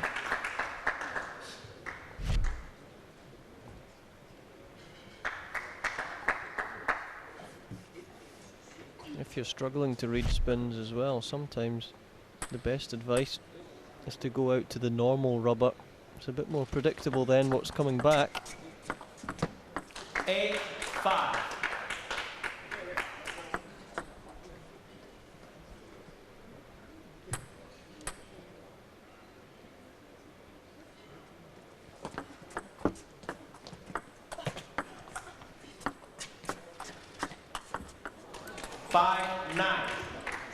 Can't get that right at all. Sawata having real trouble reading what's coming over the net at the moment.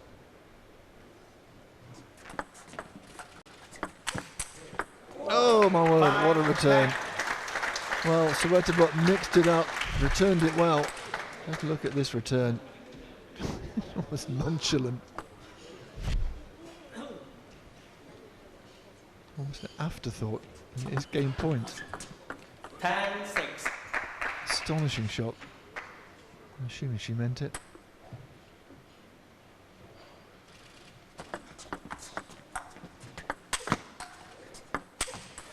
It's long, and that's the second game in the bag for Wu Yang. Time break for 1 minute. So, timeout for a minute. 15:10 on the clock. It stopped, of course, for the timeout. She huffed and she puffed, but she didn't get very far. Sini Sawata. That's a bit dispiriting, isn't it? And so far this evening, the choppers have played well. Juicy Hook earlier on put on a chopping masterclass for us all watching. There's a close-up look at the bat. Of course, both sides not necessarily the same. For those of us less initiated into the mysteries of the table tennis bat, one side's always generally smooth, but the other can be, well, be anything, couldn't it? Depending on your preference. Can be a short pimple, can be a long pimple, could be anti-loop as well, just to mix things up even more. And what would that look like? Yeah, that just looks like a smooth, normal rubber, but it changes the spin to the opposite spin that comes. Doesn't get much more confusing, but that's table tennis. I might need to lie down if I consider that too much. Some local league players will tell you that they play with anti-loop on both sides. Have some of that. Didn't that cancel it? 2 negatives makes a positive.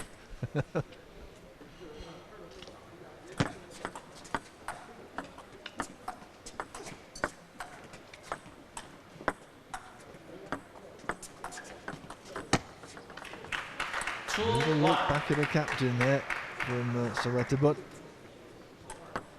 She's losing this battle of the spinners. A lot of spin on in that rally. Oh yes, sharp around the table. We're looking really good. I'm just looking at a discussion on the Pearson bench as well. Juicy Hook is in conversation with Ding Ning, and they're speaking about the quantity of spin that's on that chop. So yeah, they're really impressed, I think, with what they're seeing.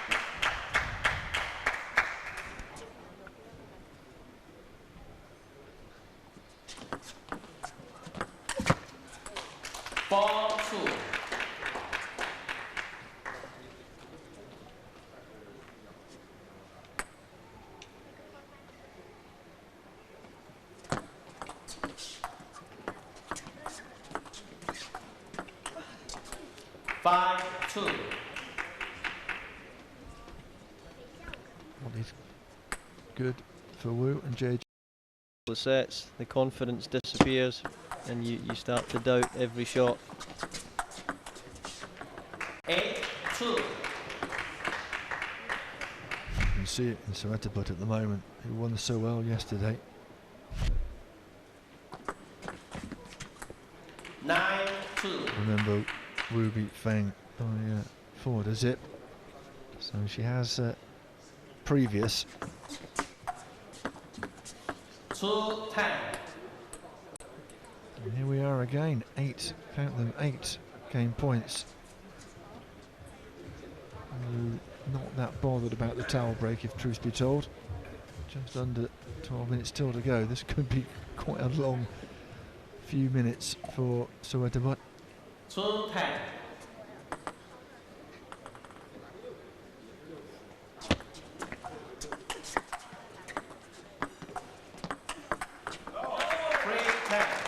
Better.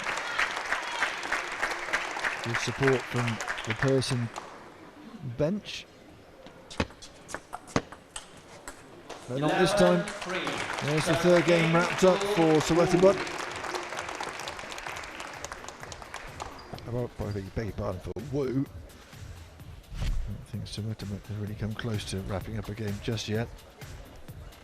And I think here this is what sometimes you can see the difference between players really that are top 10 in the world standard and players that are just outside the top 50. There is a gulf in class, but table tennis, it's always exciting. Someone gets off to a good start, there can be a surprise. So almost seen earlier on when Paul Drinkle played really well against Timo Boll. 4th game, Wu to serve, love all.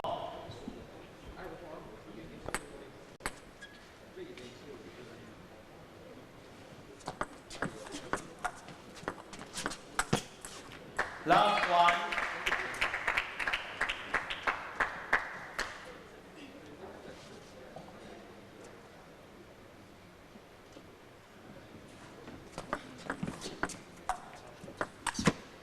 One all.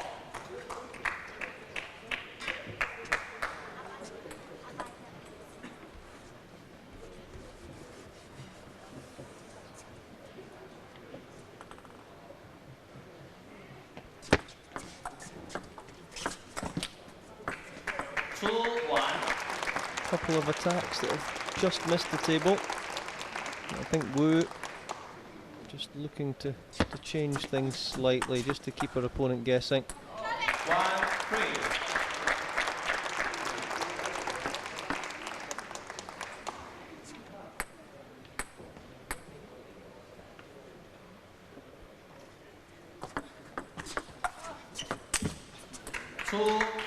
Trying to be aggressive, but you've got to be intelligent at the same time.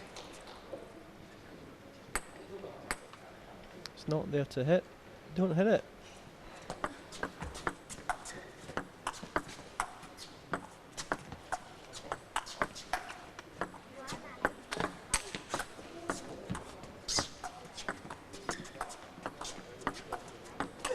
Oh, that's a great point. 3-all. And in the end of the day, Sawetobut lost patience. But that's a little bit better. She's getting into a rhythm of spin one with top spin, then push one. Spin one with top spin, push again. That way that keeps it clear in your mind what you're trying to do.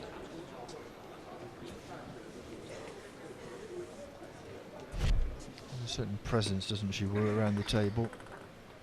That's half the battle sometimes.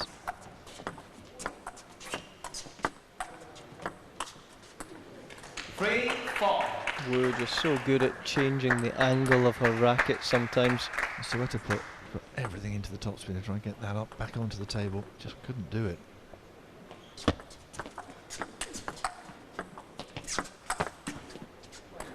Five-3.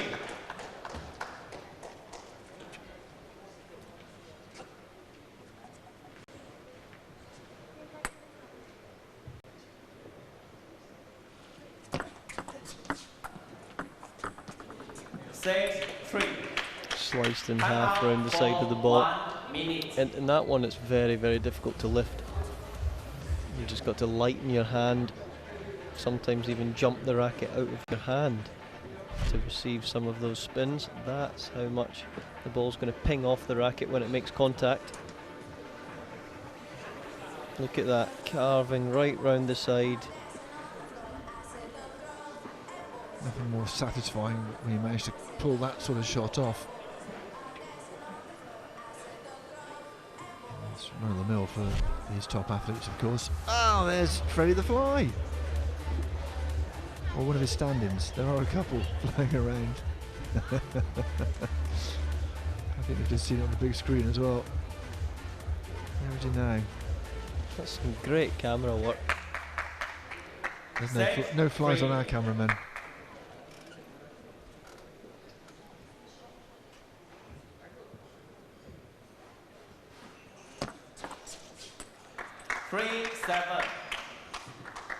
Ticking down. This may well just be a 4-game match. Say just, it was a 4-0 to Wu yesterday. Looks like it might be again here, but stranger things have happened.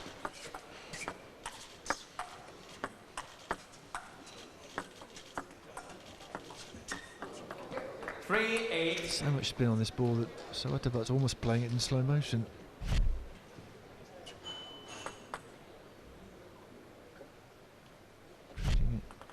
It's a dangerous package.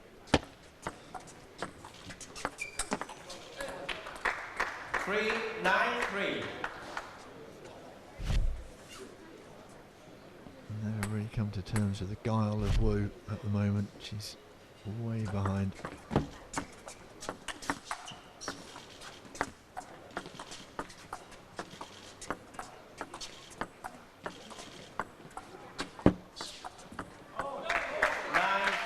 A rare victory. Maybe losing the war, but she won that particular battle.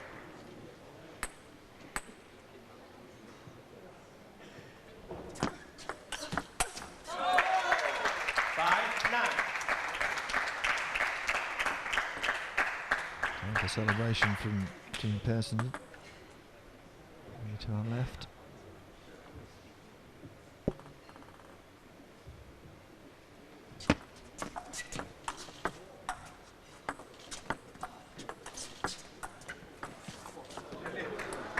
It's unbelievable the spin that she's getting on that. Definite tactic, that one. You know what, the crowd really enjoyed the bish bash of the men, but you know, they're murmuring and laughing and just amazed at what's going on here, and the amount of skill. Such a finely honed skill.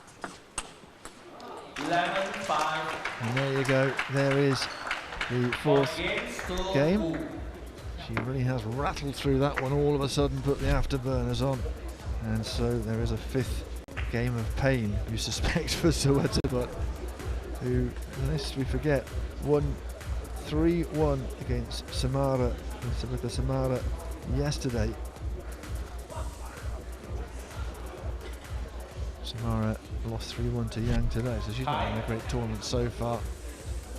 That's what it looks like so far. Never close. Never close. And this is the problem when you play against a chopper. If you're not as good, you're always going to lose. Whereas if it's two attackers, sometimes you can shut your eyes, throw the racket for a few points, and you can be leading. That's where it's really tough to do that against a heavy chopper. Love 1. Case in point.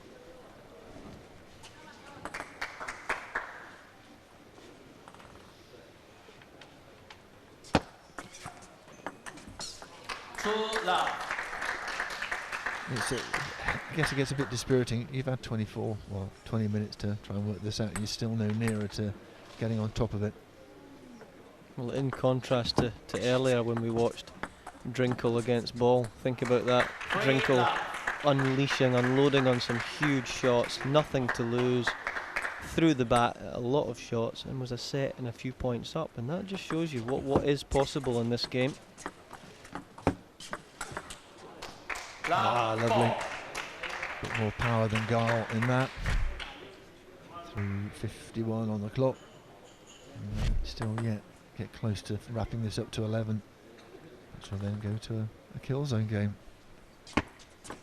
Teddy's getting their money's worth tonight.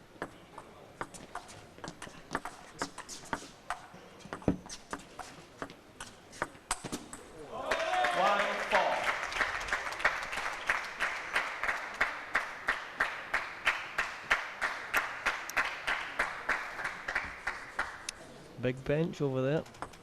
And he clapped long and hard.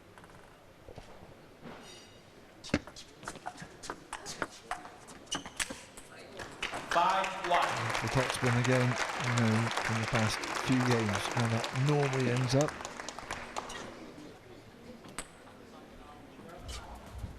Take the towel, take your time, try and eat this one out. Make sure there's not a sixth game. Wu Yang saying there to JJ, no, don't need the towel, just need to get on with it. Let's accumulate a few more points, and very quickly. 6-1. Let's keep an eye on the clock. I'm sure she is. I'm sure Soweto Bud is as well.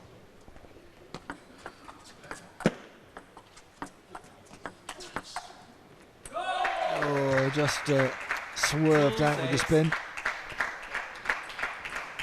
There is a small chance that we could see the kill zone.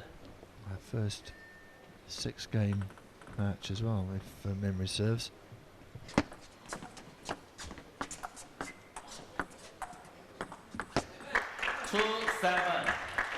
Oh, it's going to be close.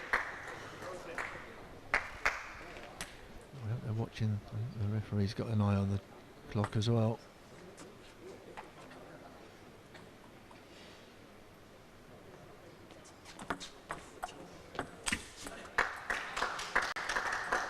It went long. Now Wu has the serve and she'll carry it on, hustle it up a little bit. Oh, she does that though. She's racing back to the table. Next service delivery.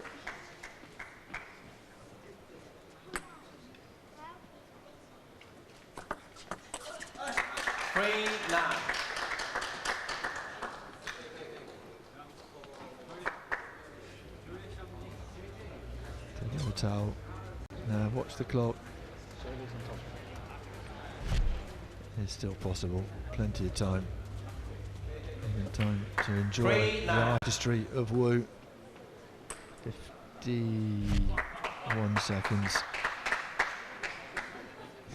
This is way longer than 15 seconds between points. Something perhaps needs to be looked at. Trying to win the points quickly, cutting round the side of the ball. Keep an eye on the clock at all times, because whatever happens, well, at game point, he's having the time of his life. Please carry on. And the referee getting involved, quite rightly so as well. Oh, now get the ball, Wu, get the ball and play. Wu's wanting to continue. Sowetobut's messing around. Back to the table. Oh dear, really? That's a real shame. I think that was a yellow card for Sowetobut myself. Possibly even a red one.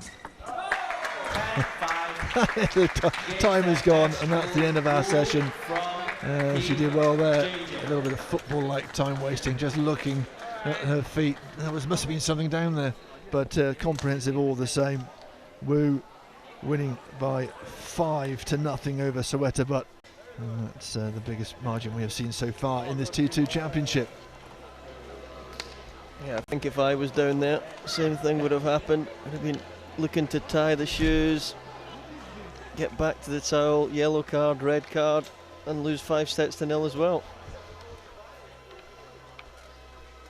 Beautiful work, always in control, a real exhibition of subtle chop table tennis. Look at that, 6, the most that Sowetobut managed. It wasn't built on the serve.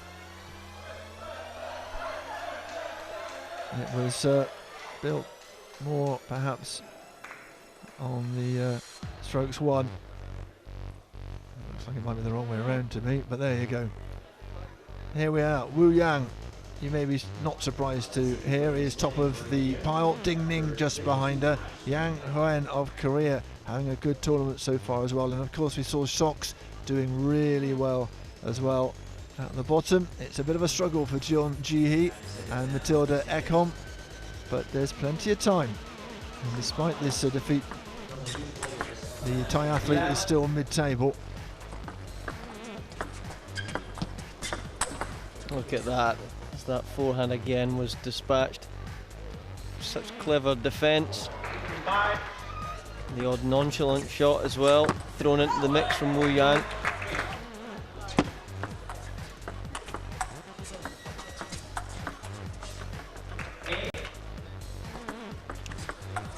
She tried to be subtle, but she tried to be aggressive. Nothing worked really at the end of the day, apart from a little bit of time wasting to savour the indignity of the kill zone match as well.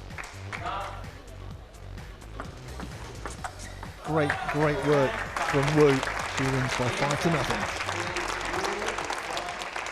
All right, with coach and captain Jürgen Pearson here. You must be really happy with today's team's performance. Team spirit's shown already, and with such a big lead, 17-11. What do you make of it? I'm so happy, and the whole team is happy. It was a fantastic game from us. Yeah, we won all the important sets also, and a closer game. Yeah, so and we got a good start also. It was very important. All right, tomorrow one more day to go, right? And before this, actually, this month's tournament comes to an end, and next month, of course, you're going to still go ahead. Long way to go. Congratulations, really. Thank you very much. Thank you, and all right, team Jürgen Pearson. And at this stage also, we would like to talk to one of our distinguished guests here. Before we do that, let's see the results of the games for today between the two teams here. And obviously, Team Jürgen did very well.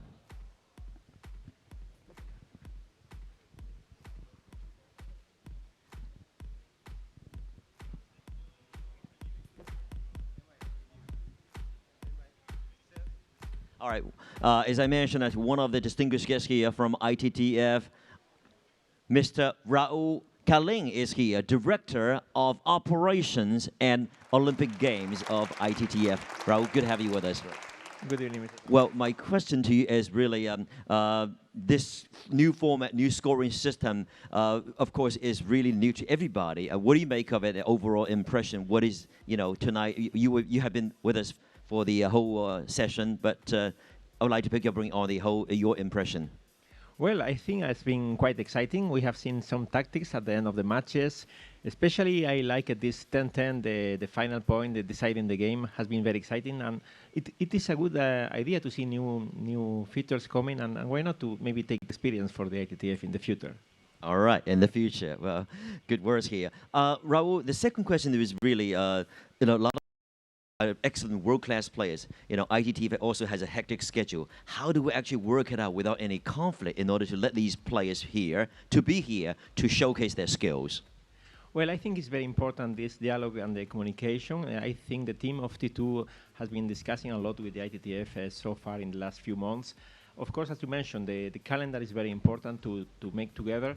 And as far as already Seamaster has been cooperating with ITTF in the past few months, I think that this can help to make sure that this is good for everyone. Do you think, last question, do you think this kind of new format, new entertainment style with a lot of factors involved be conducive to the future development of the sport of table tennis down the line? Well, I think that all of us, we have in mind the players, right? And as far as we can make a product that for the players is good, that they can compete in both major activities, I think we can see many synergies for the future with this project. Raul Galin, Director of Operations and Olympic Games of ITTF. Thank you very much indeed for your time. Thank you. All right, and tomorrow, folks, we still have day 3 action going on. And we start local time around 12 p.m. Be sure to be with us if you can. Of course, two teams will take the first session and followed by the second fixture with Team Rossi against Team JJ. Once again, a lot to look forward to. So once again, day 3 is again another action-packed day.